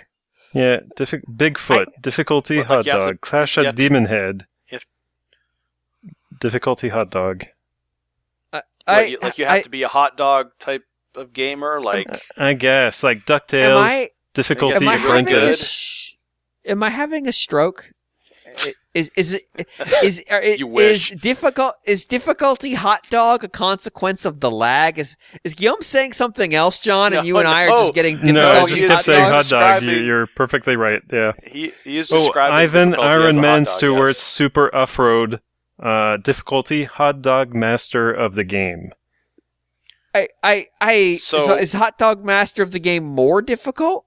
I don't remember that game being especially tough. So it is only because there's a fun thing in there where the more you boost, the faster the AI's car can go, and it adds. It's cumulative, so you can effectively, if you boost a lot, their car will just get faster and faster, and you won't be able to beat them. This is not a feature that is mentioned anywhere in the game. You just have to know it. Yeah, it's not mentioned anywhere in this book either, of course. Because they didn't know about it. Yeah. No, I think that it's hot dog dash master of the game. Yeah, it's basically in between those two difficulties. Oh, master I see. of the game is what you need to be, I guess, yeah. I mean, does it have a difficulty scale in there?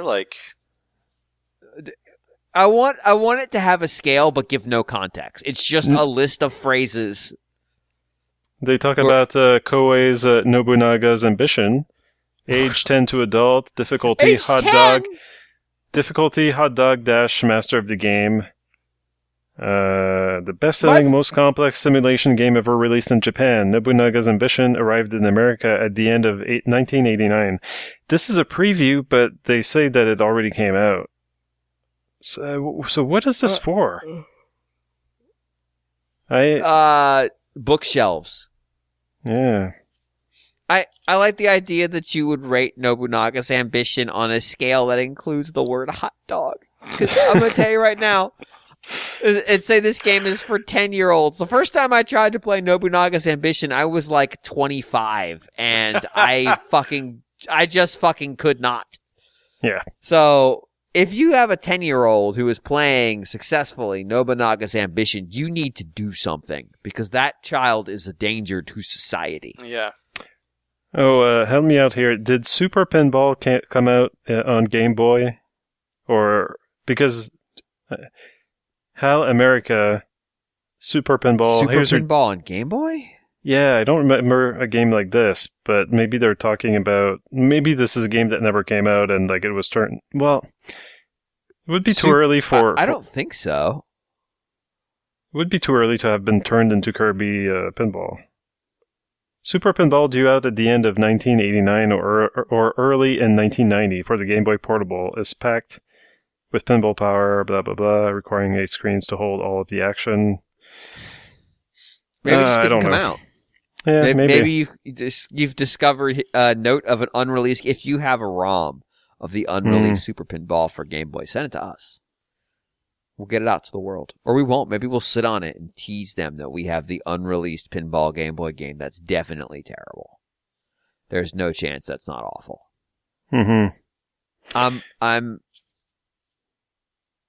This book is something else. Yeah.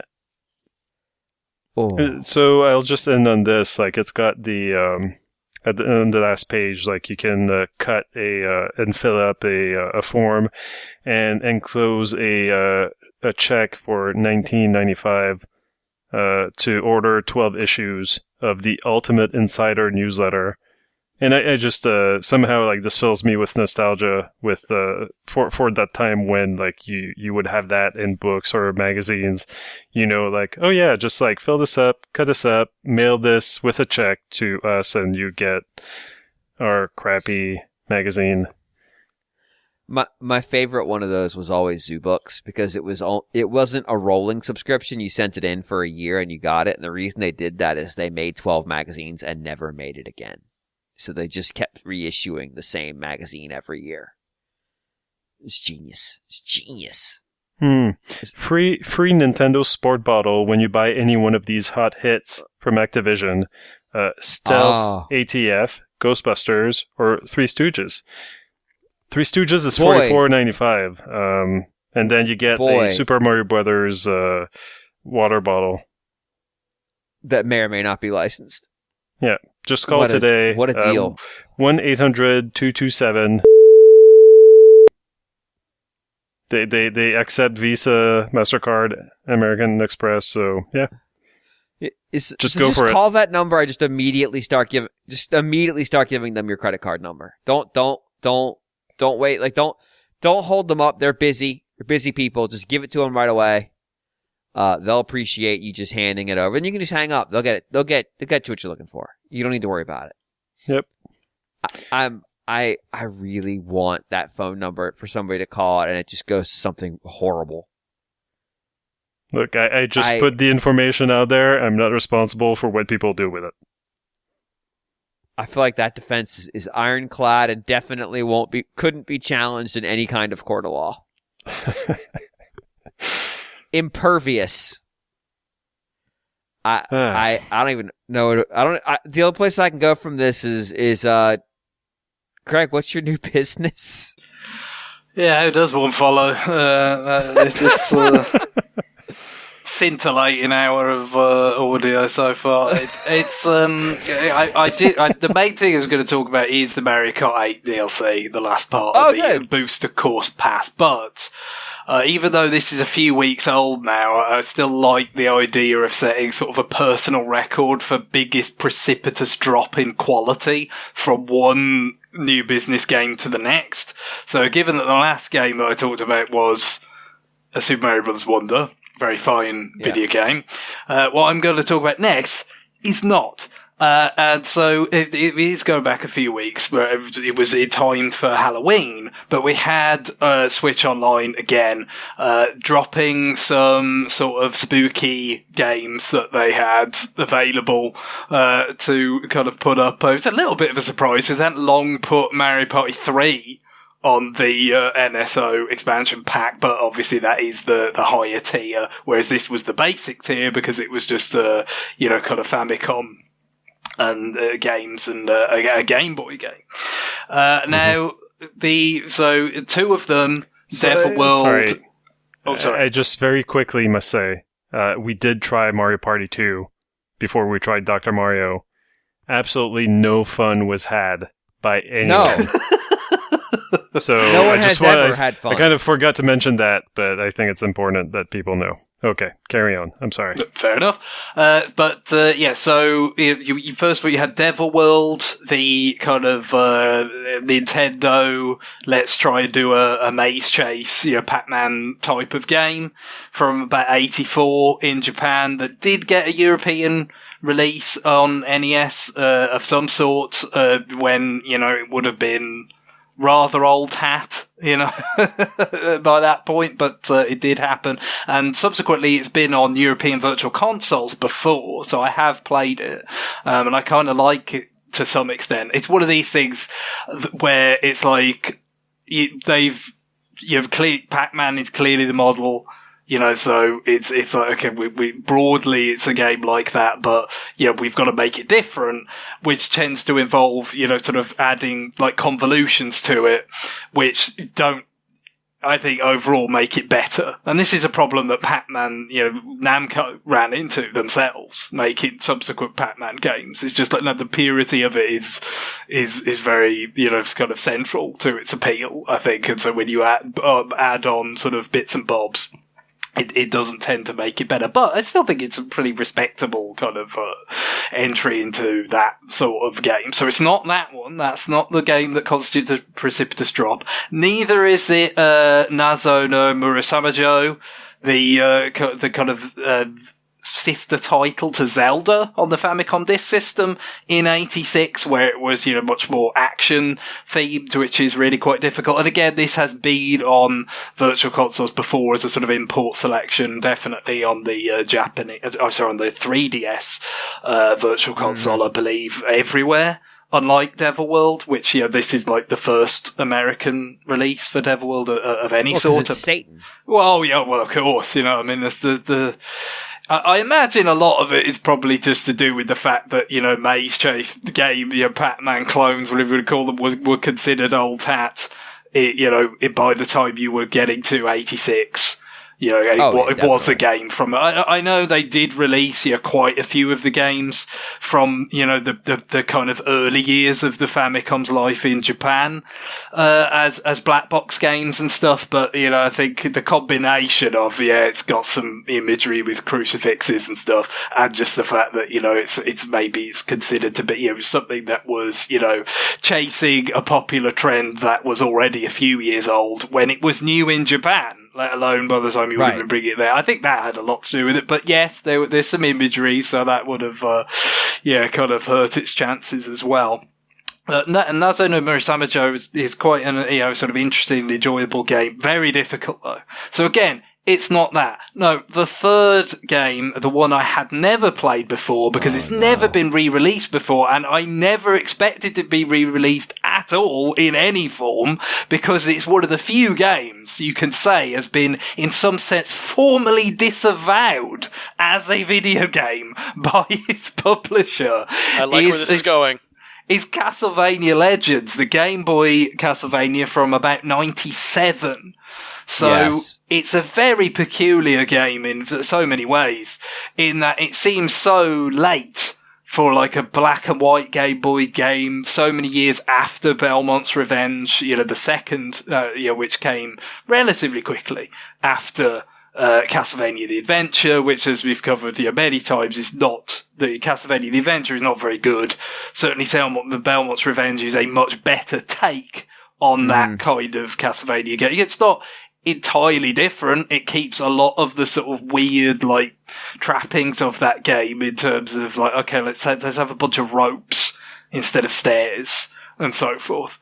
But it seemed like they'd kind of moved on from Game Boy, but of course, Game Boy did have a big renaissance in Japan, and then later the rest of the world, kind of as a result of Pokemon blowing up. And this is one of the games seemingly that kind of, presumably existed because of it sort of blowing up in Japan, that then came out everywhere before Pokemon kind of, revitalized the system worldwide. So it's this weird little niche in time. And it does, I think maybe that explains some of why it's so not good. It's just, because, like, it probably was rushed to market in some way. It's just kind of, I guess, a coincidence of factors of, Pokemon blowing up and kind of re-energizing the Game Boy in Japan, and also Symphony of the Night sort of existing and sort of revitalizing some of 2D Castlevania. It kind of, some sort of synergy there presumably produced this game. It's like, when you see it, the box art on the NSO home screen for the Game Boy games, it's really weird to see a game labeled as a Super Game Boy game. That comes from 97. We're well into the N64's era at this point. The Super Nintendo is not the thing to put, but pull out your N64 on your Super Game Boy. That is, kind of a peculiar, kind of little window in time that this occupies. But what it's got is all the hallmarks of a game that was, like I said, made quite hastily, still on the bones of those older, kind of Game Boy Castlevania games, because you've still got the ropes involved and all this, and the very slow moving protagonist. But they kind of made it and found that it was horribly, disgustingly, frustratingly difficult. And then said, we can't do this, can we? Like, this isn't going to work. So they then put in some, like, very broad crutches to make it easier that kind of probably do help the experience, but they also just sort of obviate a lot of the design. It's not the way one would properly deal with the, oh no, we've made this too difficult, where you'd like go in and sort of more comprehensively you change the design and the balance of the game. It's just these sort of crutches that you put on top. Like, for instance, you can have this sort of, normally, for instance, and again, I wonder if this was the case at one point, in a Castlevania game, you have your health and the boss's health, right, are there on screen. But in this case, that second gauge is not the boss's health. In fact, it is a sort of burst gauge where it's just like, okay, once in a level or something, I think. I don't think I ever used it more than once in a level anyway, if there's a way to get it back. You could go into like this sort of juiced up kind of phase. And all of a sudden, for a start, you can move at a decent clip, which just makes you think, oh, well, I gotta move at a reasonable pace the rest of the time if it's capable of, letting me. But I always assumed, with those early Castlevania games, you move so slowly just because it couldn't handle it if you moved any faster.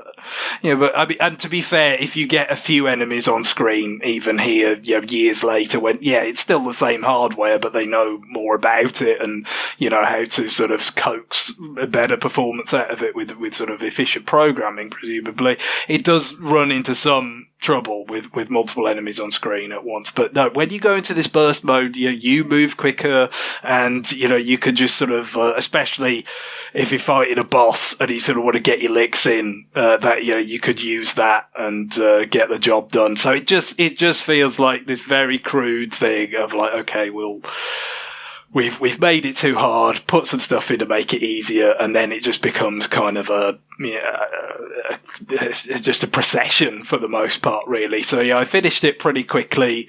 The last boss is one of the more interesting parts of the game, I guess, simply because it has multiple forms, so it couldn't possibly be beaten with one use of the burst, at least. You have to get far enough into it and then unleash it or something. So there's that. But the reason why this game was, as I sort of called it, disavowed was basically once Igarashi got control of the series after Symphony of the Night and, then, the Symphony of the Night successors coming to GBA, they did a kind of timeline unification thing where it's like, okay, there's been a bunch of Castlevania games over the years on a bunch of different sort of platforms and people, making them within Konami. So let's, kind of try and tie them all together in something that makes vague sense.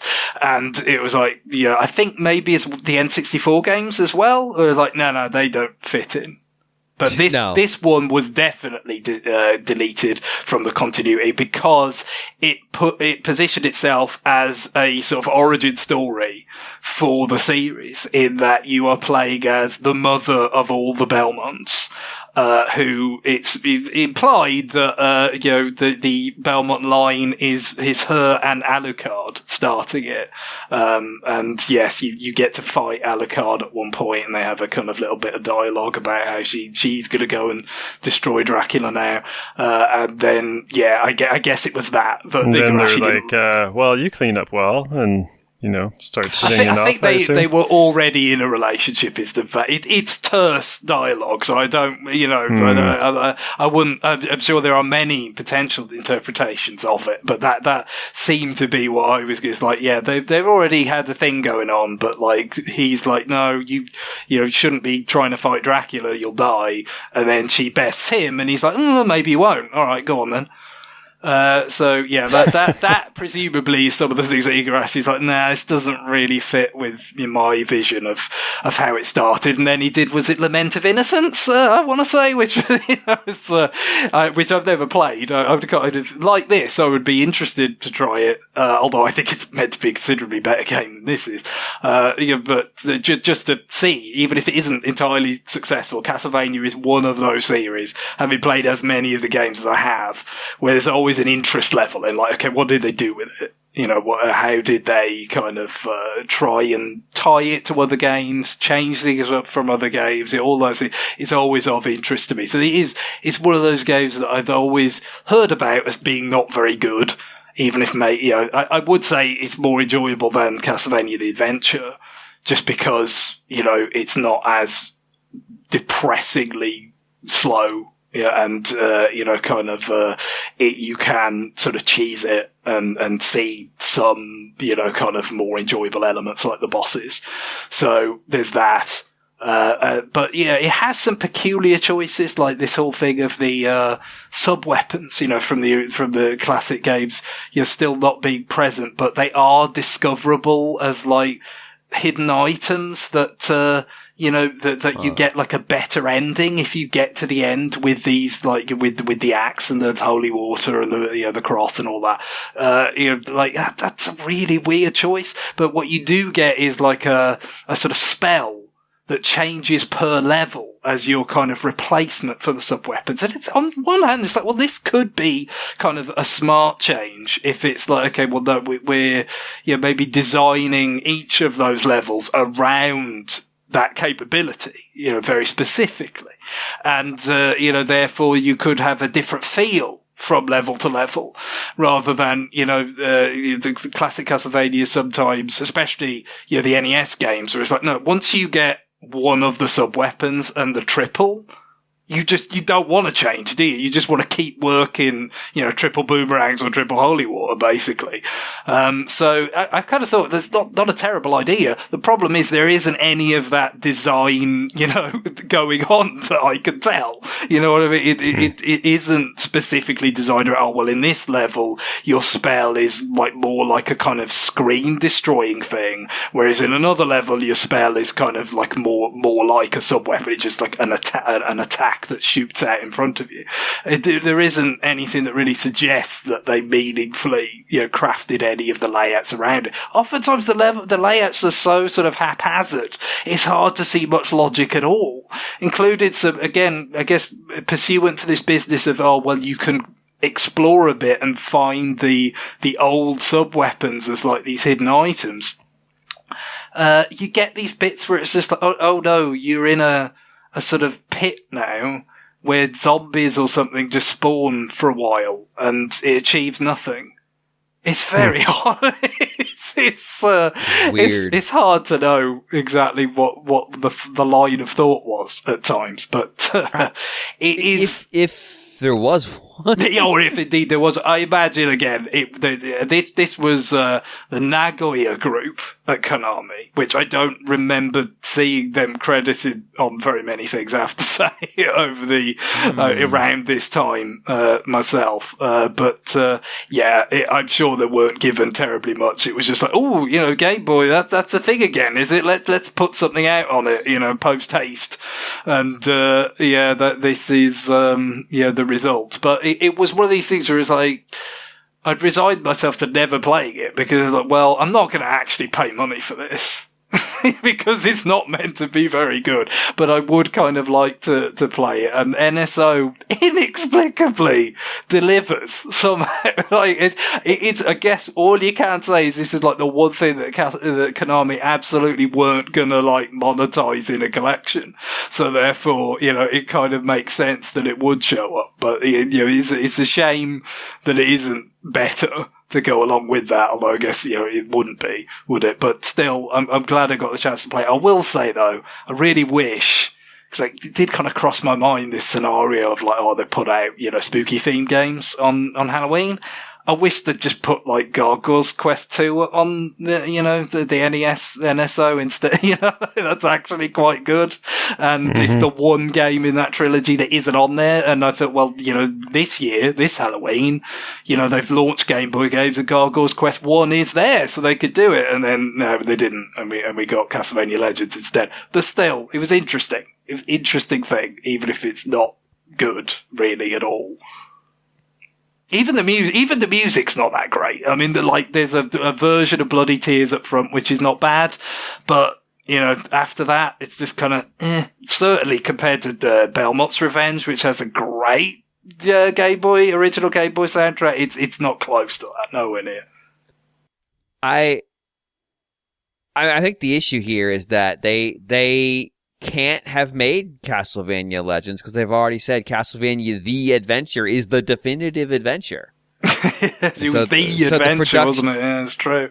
Yeah, the production of anything else is just an illusion. It's a fascinating kind of all. Like I said, there is a logic to it. You could kind of see how this would happen in that they don't care about it. So it's like, okay, here you go, just have it. But I never would have predicted or thought that it could emerge in this way. So that was just kind of fun all by itself. And then a brief playthrough later, I'd satisfied my intellectual curiosity, if not my appetite to play something legitimately entertaining. But I will conclude with the booster course path, the final wave. Obviously, we're very familiar with the routine by now. I did what I did with all the waves. It was just plunge straight in 200cc. Let's go. And which is always both fun and, kind of full of pratfalls, especially with the tour tracks where the layouts change like per lap. It's like, oh, I know this now. No, you don't. I'm aware that bright flashing red arrows are involved, but when it's 200cc and there's loads of shit going on, it's not always as obvious as you might think. But yeah, I quite like the tour tracks that are in this, in terms of the real life cities. Rome and Madrid, I think it's two of the better ones. Obviously Rome, you get the Colosseum. With Madrid, you get this sort of museum section where there's all this sort of gallery, and then like the piranha plant, sort of sticks out of one of the paintings, tries to munch away on you, and then you go through the soccer stadium. You got the sort of just giant rolling soccer balls and some boost pads and stuff. Like there's a couple of pretty fun tracks there, and then other than that, I think the kind of penultimate track in this sort of wave, which is an adaptation of one of the GBA Bowser Castles, one of the better adaptations of the flat Mode 7 style course designs for me. It's not like completely unrecognizably different or anything, but it's definitely not either like this one. I think it was in the base game of Mario Kart 8 where it's like, well, no, it is basically the same, but there's this bit where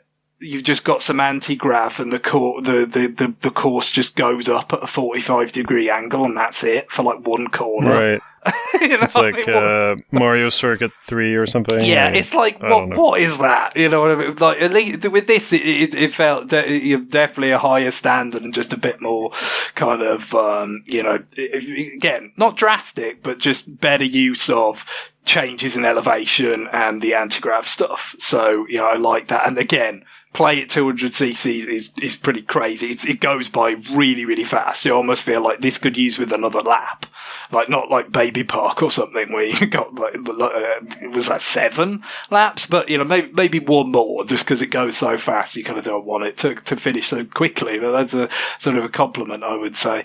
And then, you finish on the Wii Rainbow Road, which is a pretty decent Rainbow Road. But again, there are a lot of them. And I wouldn't say that this one was the absolute best. But you also get some of the new characters and stuff. You got Funky Kong's there flexing, getting his surfboard out. You've got, God damn it, Pauline being very glam, and like they have bits of the song from Odyssey, Jump Up Superstar. So it's like, when you activate the glider, she'll like say like Up in the Sky, like that bit of the song will play basically. It's pretty silly, but at least it feels like there's more going on than with some of the, compared to the era of like Pink Gold Peach or whatever. So he's sort of acknowledging where these things come from and working it in and whatnot. So I think it was a pretty apt way to finish. Good fun. And now you've got like a pretty, basically even split with the courses that'll come up when you just play, online. If you play just the kind of random people online, it's half, from Mario Kart 8 plus the DLC on Wii U, and half from the Booster Course Pass, and that is quite a selection, I'd say at this point. Probably, I think my favourite track from this particular wave would be maybe the DK Volcano one. It's always been a pretty cool course because you just got to go downhill really fast, which again is augmented in 200cc. Also, it is nice to have it look better because the volcano looks less goofy than it used to. It's a volcano with like a frowny face. So it's still goofy, but there was something about it. He's upset. It was something about it in Double Dash that was just too silly for me. I don't know why. And then probably my favourite for the whole booster course pass would have to be the Yoshi's Island one. That was really a pleasant surprise, because so much of this is modelled on Mario Kart Tour.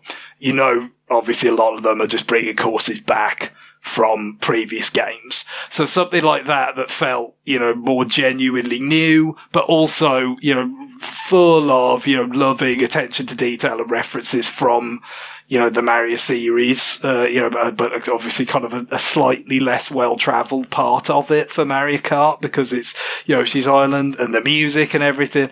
That was the highlight. I probably could have gone for, a few more tracks that went that kind of to that extent, with like referencing bits of Mario history that they hadn't before or something, but still it's been good, and it's kind of sad now that it's over in a way, but also, I mean, we got to be we're going to be ready for something new from Mario Kart before too long, haven't we? So we could look forward to that. It's I mean, maybe we'll get Mario Kart 8 Deluxe. Double Deluxe. There it is. Mario Kart 8 Double Deluxe. I did it. They should have like a Double Dash inspired mode in it, and that is what makes it Double Deluxe, is that you've got that kind of co-op gameplay. Done. Perfect. I nailed it. We're here. We are in charge of the marketing campaign now. Mario Kart Double Deluxe. It's up-resed very slightly, and now it comes with all these courses on the cart already. Although I'm not even sure you could fit all these courses on the cart at this point. There's so many goddamn courses. Are we over 100? Like, it feels like it's 96. 96. God, and then so obviously many. You got like battle mode stuff as well, like for other environments. Oh, that's true. Yeah, there's so many. It's such an insane number. Oh. Love it. I love that they've just like, no, we'll just double it again. Fuck it. Yeah, I'm sure they probably they definitely fluked their way into it, but it's a very apt number for a Mario game to have, isn't it? Yes. Mario Kart Factorial. If you can't hit 120, you go to 96, don't you, if you're doing a Mario thing. That's true. No, I mean 96 it's kind of, you're right, it is kind of perfect. So yeah, there we go. That's it. That's the root. That's the reason. They just deeply involved in numerology and symbolism. That's it. Ah, good Lord. All right. We've done a lot of new business and a lot of whatever the fuck else we did. But we did want to do at least one email. So we're going to take a quick break. We're going to do a quick email. And then we're going to remind you that you should be playing our retroactive game. John, do you remember what the retroactive game is? Yeah, it's Seventh Guest, James. Damn. He got it. Yeah. Thank you, John. I have it, actually. You thought you were going to catch him out, but you were thinking about the fact that John voted for it. That's true. Yeah. Mm-hmm. But, it's been a week, and I know he doesn't listen to the episode, so I was like, well, maybe he'd forgotten. No, but I picked it up, even played a little bit of it, James. Not a lot, but a little bit. I'm impressed. I haven't bought it yet. Now, I wasn't in town, so that would have been difficult anyway, but I'm impressed. Oh, and pursuant to our conversation about, like we were talking about, the Castlevania Contra collections going on sale. With, maybe if people nominate games from those or whatever, and I would say, sometimes they go on sale for like $5. Well, at the moment, they're on sale on the European eShop for the equivalent of $2. Oh my God. So if you have any interest in them and have yet to buy them, for God's sake, just do it. You can play Belmont's Revenge, which is way better than the Castlevania Legends that I just talked about. But that's $2 more than free. Like, I mean, that if you play Castlevania Legends instead of Belmont's Revenge, on the notion of $2 being more than zero, that is one of the most vivid demonstrations of the concept of false economy that you could possibly have. RFN is an educational opportunity for everybody involved.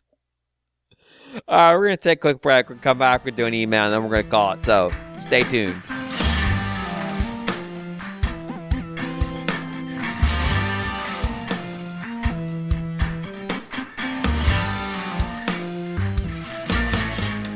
We're back. And this is the reminder I promised you that you should be doing our 7th guest retroactive. I don't have a date yet, but the threads and stuff should be ready to post in by the time this episode goes live, so you can go to NintendoReport.com and go look at the forums, or I think I'll also have something set up in the Discord somewhere. I don't know. Somewhere in the cavernous Discord. But if you read the show notes, there'll be links.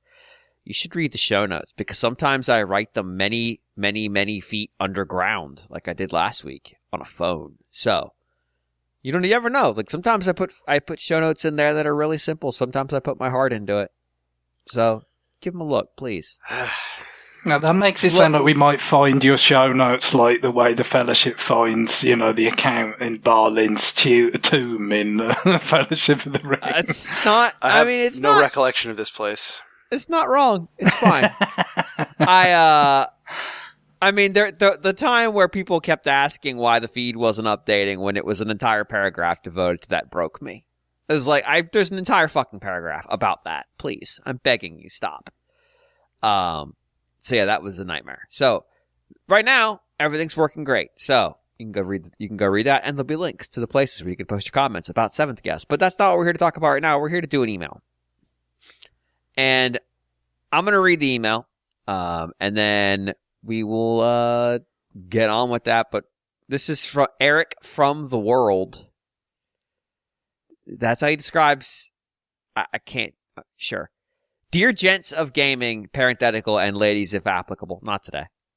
Having recently replayed both the original Xenoblade and its spiritual ancestor, Terranigma, given that both are high-class JRPGs NOA refused to publish, and fell in love with both of the soundtracks all over again. Yet, this time, I also couldn't help but notice how strongly they both rely on theming, which I would argue is precisely what makes their soundtracks so distinct and memorable. In essence, both games have incredibly strong main themes, see their title screens, characterized by melody and choice of instrumentation, and both manage to weave that into subsequent songs. Xenoblade Prologue B, for example. Do you have examples of games that do this? Or examples for games that do this? Of course, I'm not just going to look for individual pieces of music, but entire soundtracks that are made to function as a whole. As always, love the podcast, people. Greg, you had a parenthetical for this. Yes, well, the bit about Terranigma sounds familiar. It's because, yes, we ended last week's episode on that we didn't have time to cover this email, but I still wanted to go with the music request for the theme Light and Darkness from Terranigma last week, because I've got an anniversary-related one for this week that I didn't want to budge. But I also neglected, when queuing it up last week, to mention that it was Eric who requested it in the first place. So very sorry, Eric. Unfortunately, I fear that this is something that will happen more and more as the years go on, and I'm more and more tired and lethargic at the beginning of the show, but more so at the end, obviously. Are you suggesting you don't get energy from all the fire we bring? I'm suggesting there is a lack of energy on my part. In general, always. My less than vivacious personality does not imbue me with the ability to be that kind of full of beans, to use a recent Xenoblade reference. By the end of these things, there's a great deal of stimulants involved in making me sound this awake. I think we just need to do a hot take segment every week, and I think that'll get the blood going. Everything will be fine. I won't go into a bunch of detail on this one, because I actually talked about it probably about a couple months ago now. The .hack GU collection is very reliant on a handful of character themes that get woven into songs in a way that tell their own story. But they are reliant not just on songs. This isn't just one game. It's 4 games and a goddamn anime series. And they're pulling character themes from that and weaving them into larger pieces that reflect what's going on. Sometimes reflect the absence of a character. There's a situation where you would expect the character to have been there and they're not. You might pick up their theme that's been altered or tweaked in a really specific way. And then there are themes being pulled from the previous 4 games. The first set of 4 games that came out in this franchise, representing characters from that world who are no longer present, and this basically giving you strong intimations that this person's actions have reached through the time skip and are still being felt in this moment. Or sometimes saying, like, this is a parallel to what happened in that previous moment. And then there are sort of just broader themes from, like, concepts and situations that evolved in that universe that have their own musical theming that will come through and will be replayed, and sometimes they'll be messed with and tweaked to represent that the situation's not normal. A lot of work went into the music for that whole franchise, from its television stuff to its sound to its video games, and then to when they bundled it together for soundtrack releases like Japan still loves to do in the year of our Lord 2023. A lot of thought went into the music in those games, and it shows. It doesn't always show when you're playing it, because some of it's kind of hidden. But when you actually go listen to it again outside the context, like I was listening to it for something to do end music with, it comes through. It's like, oh, that's a vocal song where they've taken what was an acoustic melody and put lyrics on it, and the lyrics are now poetically telling the story, so they're sort of symbolically giving you stuff about it, and they're talking about the character whose melody that they've managed to appropriate into this vocal track. Or they're harmonizing 2 different characters' themes at the same time in a vocal track, which is wild. Basically symbolizing the interplay there. There's a lot going on in that music, and it's impressive in the breadth to which they accomplished it. Yeah, I'd say, I mean, Xenoblade as a sort of especially the 3rd game and the future Redeemed DLC does some great job of callbacks with themes, and not just like, oh yeah, here's some music that you'll recognize, from the first game in particular, but or like it as befits the theme of the 3rd game. Some bits where it's almost kind of they are blended together, something from the first game and the second. Obviously, but it's somewhere changing the context of it in some ways. You've got that kind of I guess you dissociate most with Aerith C in the first game, right? Like the kind of that kind of theme with the intro and all that, and that comes back in some strange sort of ways in Xenoblade 3, which makes you think of it less as like the theme of Aerith C, but more as the theme of the Bionis itself. And what that is the character that in particular that connects it to is kind of their theme, and the way that they change it, like, that intro to Aerith C is there on the Elate Highway, track that I use for ending music, but it's slowed down and it's had bits kind of taken out of it. So it does kind of have this feel of something that's kind of been diminished and changed by time, but something has endured, and that's just it's one thing bringing it back as a leitmotif, but it's another thing where you can just tweak it in that precise way that it's trying to achieve the exact kind of emotionally evocative effect that it does. It's very, very well done. And obviously, Xenoblade, you have Mitsuda, overseeing everything, but there's a lot of composers, at work there. You presumably having to kind of coordinate to achieve some of these ends, so I think that's impressive stuff, where even just the scope of the first game that Eric's referring to is pretty big, and keeping everything straight for that. But then when you're talking about a series that starts extending over a decade with multiple games in it and all this sort of stuff, it's really, really great work. But in terms of of like one theme being really kind of strong throughout something. What this makes me think of, first of all, you could think of Super Mario World as the really fast silence, because it's do for the whole game, but now it's spooky, but now it's threatening, now it's underwater.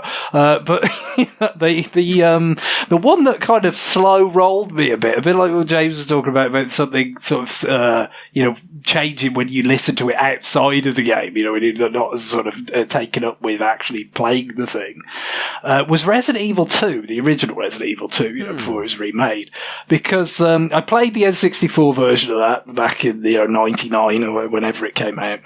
And I didn't love the game because I just, being someone who was just an N64 person, I'd never really grappled with like that much of the whole tank control kind of paradigm of 3D game design. I hadn't played the original Resident Evil, I hadn't played games like it, so I don't think I was ever that apt to kind of warm to it on that basis. And I'm probably not the biggest sort of survival horror person in general, in terms of my general kind of taste lie more with more actiony type of things, I guess. But the soundtrack was something I really liked about it. It's like, this is very good. It's kind of like the horror films, that it's trying to evoke, but better, right? Musically, just more sort of satisfying. And it's very obvious, even just play the game, not pay particular attention to it. It's like, okay, they've got this one central theme that they established at the very beginning, and they rely on it very much. But then, as was the case in those days, it was quite a while after I just found some like rip of the soundtrack online and started listening to it, that it's like, oh god, that main theme is like in everything. This almost is Super Mario World. Like even some of the stuff which is almost like barely musical ambient stuff, it's still there somewhere. This like little hint of it. It's like, god, like they really stretch that thing to the absolute limit. Whatever it is, like I said, if it's something ambient or if it's like this sort of shrieking opera version when you're fighting like the fourth mutation of Birkin, like it's the same melody. It's really kind of impressive how far they took it. There is. Oh, I have a very good example, which is in the Bravely. Honestly, I think all three Bravely games, even Bravely Second, which gets a little bit of heat on its soundtrack, but its issue is that it's not the soundtrack of Bravely Default. I think Bravely Default 2's soundtrack is also really phenomenal, but just didn't get the level of attention that Bravely Default did. And I talked about this one when I talked about Bravely Default 2, is that they weave in multiple fairy themes towards the end, in a specific boss battle for reasons I won't get into, for plot reasons. And actually tell you the entire history of a character through other characters' themes. Basically, all the relations that character has are expressed through themes that may not even relate to characters in Bravely Default 2. Like maybe a Bravely Default 1 character they reference, and it's just giving you a little bit of history on that person and their relationship to other characters. It's unfailingly clever in what that composition team does in their music. Just consistently putting ideas out there in their music that aren't just like, hey, write a song for our game, but reflect that the composer knew the context of the plot and knew these characters and wrote this music for these characters in this world, in this story, in this moment. And then carried that knowledge through as the music was altered and changed for the scenario. It's really difficult to do because obviously the composer doesn't usually have to be that intimately aware of the world.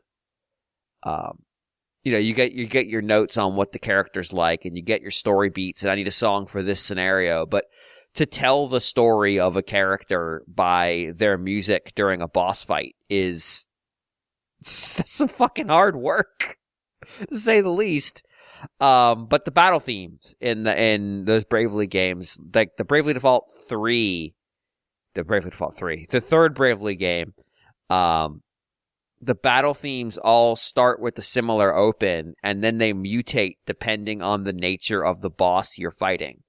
So, there's the asterisk holders. Some of them are just idiots who got a hold of an asterisk, and they need to be dealt with. But they're not really dangerous. They're just like, okay, you're too stupid to have this thing, and we need it, so we're going to beat you up and take it. Some of them have them and really shouldn't, and they need to be, we need to stop them. They need to be opposed. And then there's a subset of who are just so absolutely evil that I think the name of that song is like Those Who Must Be Destroyed. And it's the same song or a very similar song that gets mutated and becomes a different song based on the temperament of the opponent, which is neat. And again, it shows a forethought in how the original song is laid out so that it can effectively take these branching paths into different places. I noticed, though, we're hitting a lot of JRPGs. This seems to be a thing.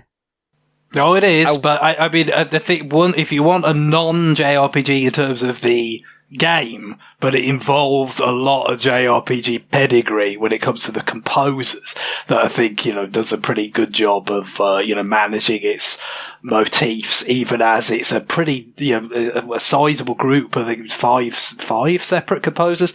Kid Icarus Uprising is a good choice because, again, like I said, 5 separate composers. You've got a lot of different, kind of factions and characters in that game, and these kind of different phases that it goes through. And it's really trying to be a very anime, style kind of presentation. So it has quite strong kind of use of motif for different, even some of the lesser characters get their own kind of one that comes in here and there. And again, the big difference with that compared to RPG soundtracks or a lot of game soundtracks is that in the sections in the air, everything is going to play out the same way every time, so the action and the dialogue that plays alongside it, if you could score it. You can have the music with bespoke cues for each moment that happens rather than music having to be composed to loop for an indefinite period of time, which of course is still required for the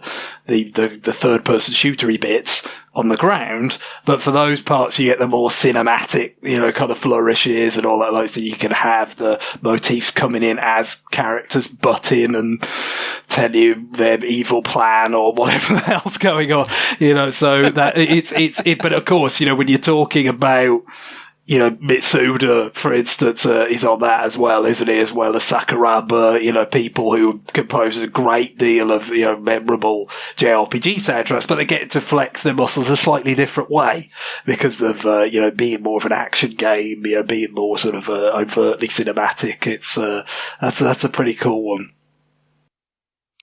Similar in that vein, a lot of JRPG, DNA, the Mega Man Zero games, specifically starting with 2. The original Zero soundtrack is a bit shit. But Zero 2 soundtrack is phenomenal. It introduces the departure theme, which is a pretty well liked theme, that has some stuff that comes up in it. But for Endless Fight, is effectively the intro song for that game. And it's the one that starts with a bum bum bum bum bum. That becomes this theme that shows up pretty much throughout 2, 3, and 4 of the Zero franchise. And it's used in some different contexts, but a lot of times it's used basically to show in some way or another, depict how Zero's mental state is. Because most of the game, he just doesn't really want to deal with this shit. He just has no interest. And he has to do it. This is his job, whatever. And it reflects in there. And then everybody else just wants to fight him because he's Zero. And he's the coolest guy. And when he's not around, everyone should be asking, where's Zero? It's such a It's such a goofy series in and of itself, but the music is phenomenal, and it does do. There are a couple things that get established. I think they really start in 2, that you start seeing come up again and again and again in 3 and 4, and yeah, that again, Capcom went and made multiple individualized remix soundtracks for this game, including 4 distinct unique soundtracks that represent the different games. One for the collection on DS, and I want to say they made a Christmas album. No, they made a was it jazz? It might have been jazz. No, it was a piano album. They made a piano album. Bravely Default made the Christmas album. There is a Bravely Default Christmas album. There's some quite Christmassy bit, in the is it Adia's Kingdom? Because it's all very so that stuff did already sound quite Christmassy. So I guess that's how they got there. It is the weirdest shit. Like, but your piano selection sort of albums are quite common, aren't they? For this kind of stuff. There's also one for Etrian Odyssey, but it came with the game. Huh. I actually have that. It's very good. It's extremely good. Etrian Odyssey. I'm sorry. Radiant Historia. Radiant Historia, yes. Yeah. It is extremely good. Although I can't remember any theming in that particular game. I think it's just the theming is the composing team is very good at their job. That's Shimomura, right? Yes. So yeah, shocked. I'm shocked that music turns out to be good. The Bravely Default Christmas album is 13 tracks long. It's wild. Thematically seems like it should have been 12, but fine. We might need to use one of these for an end theme during the holidays. It's so stupid. It's so stupid that it even exists that it's worth it. Baby Bird Xmas edit. There we go. Let's do it. Absolutely. I'll tell you what, we want to talk about themes coming back. The final boss battle in Bravely Default, when the 4 character sort of special attack themes come in, it's pretty epic, including Baby Bird, maybe even especially Baby Bird. No, that's definitely not especially. In spite of all things, Baby Bird. John, Guillaume, you got anything?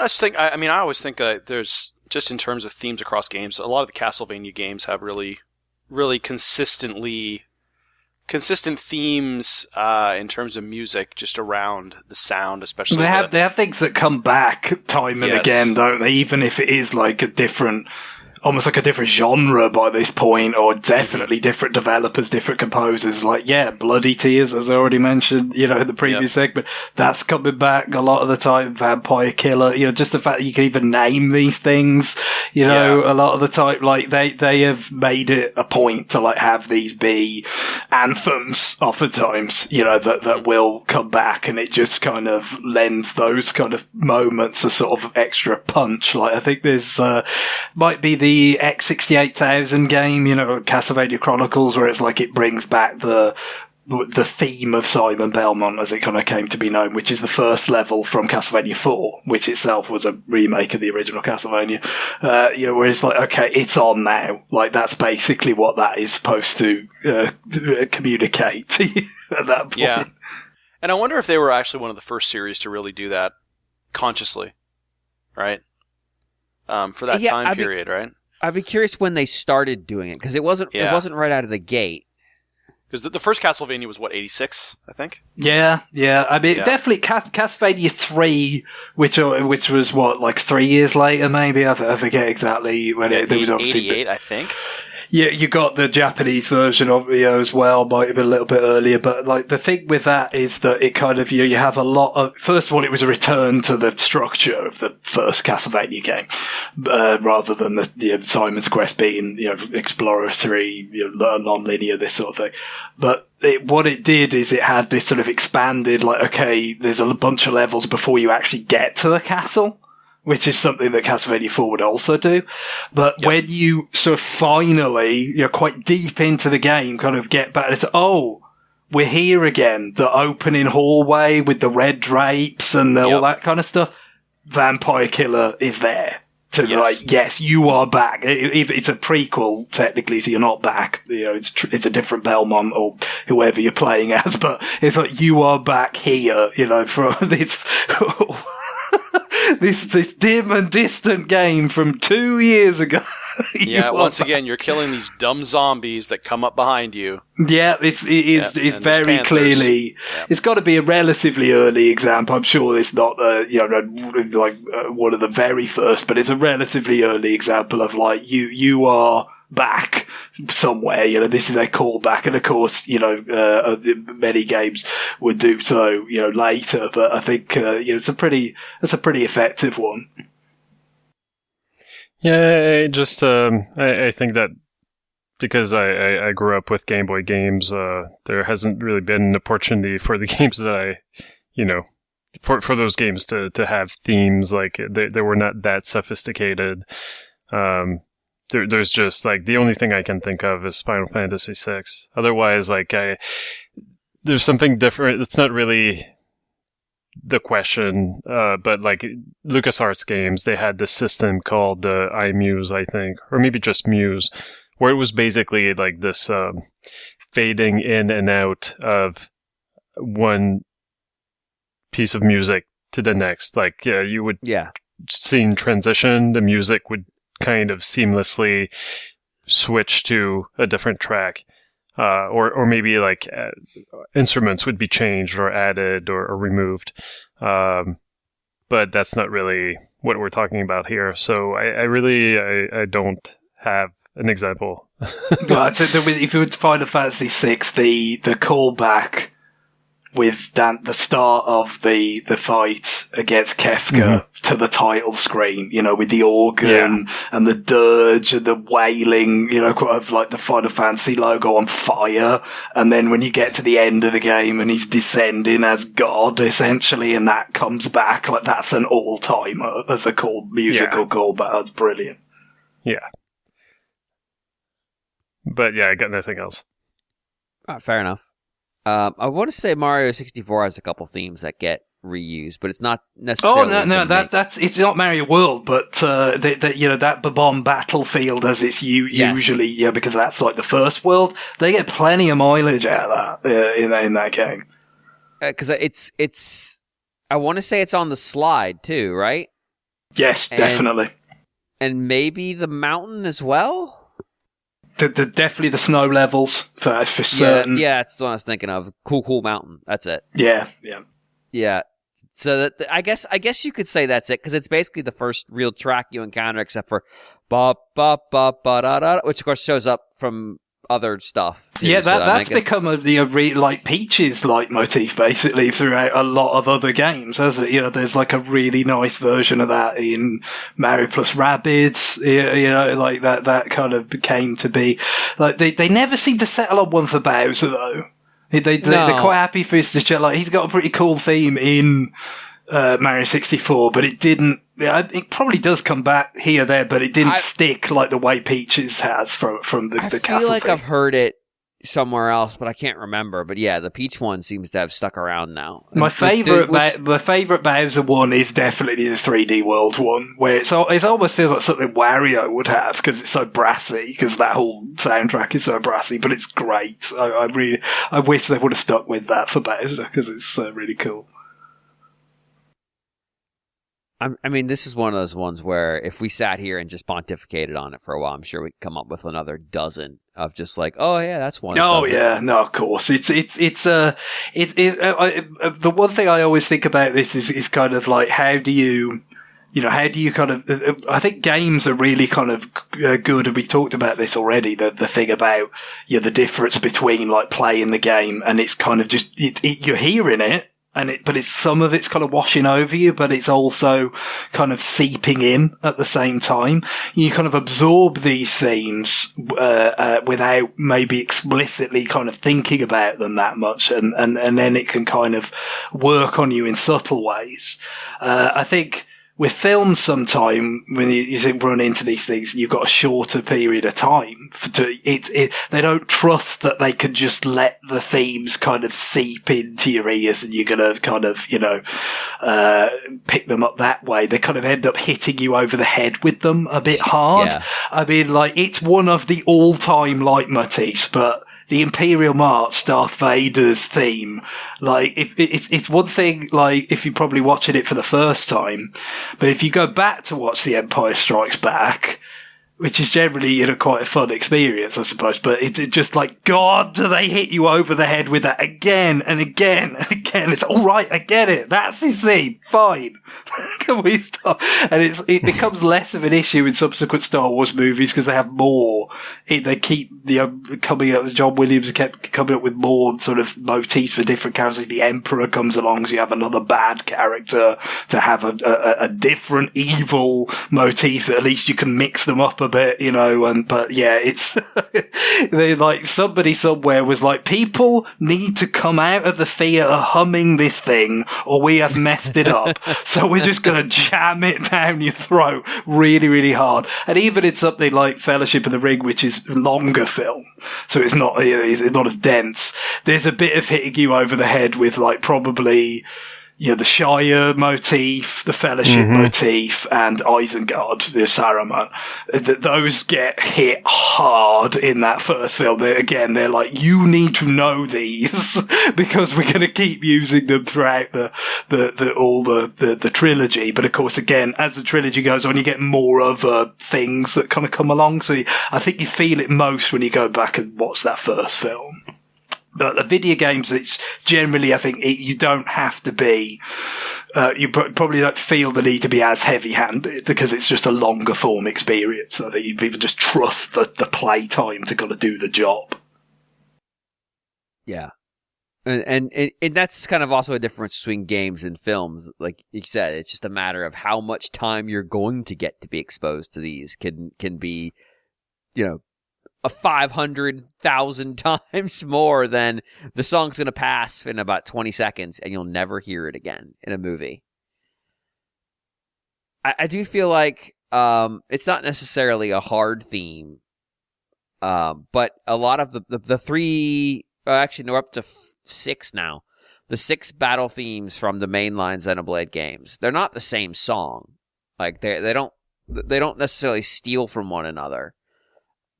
But they're all intended to evoke similar feeling, and they're structured very similarly. And you'll see that in a lot of the Xenoblade tracks. Like there's usually songs that fill certain roles, and they're structured very similarly. They're almost the same song. It's alternate versions of like it's got the same kind of mission statement. So you might say like something like the very famous, relatively, Gower Plains from the original Xenoblade. You've usually got a song that's going to serve that function of like, this almost joyous, like, here's this vast verdant landscape, go out and explore it. It's meant to make you feel, energized and, kind of relative. Because there's a lot of moody stuff in Xenoblade games. There's got to be something that's more like positive, initial, like, impetus for the sort of journey kind of thing. And I mean, I can't remember what it's called, but there's a very obvious analog for that in Future Redeemed.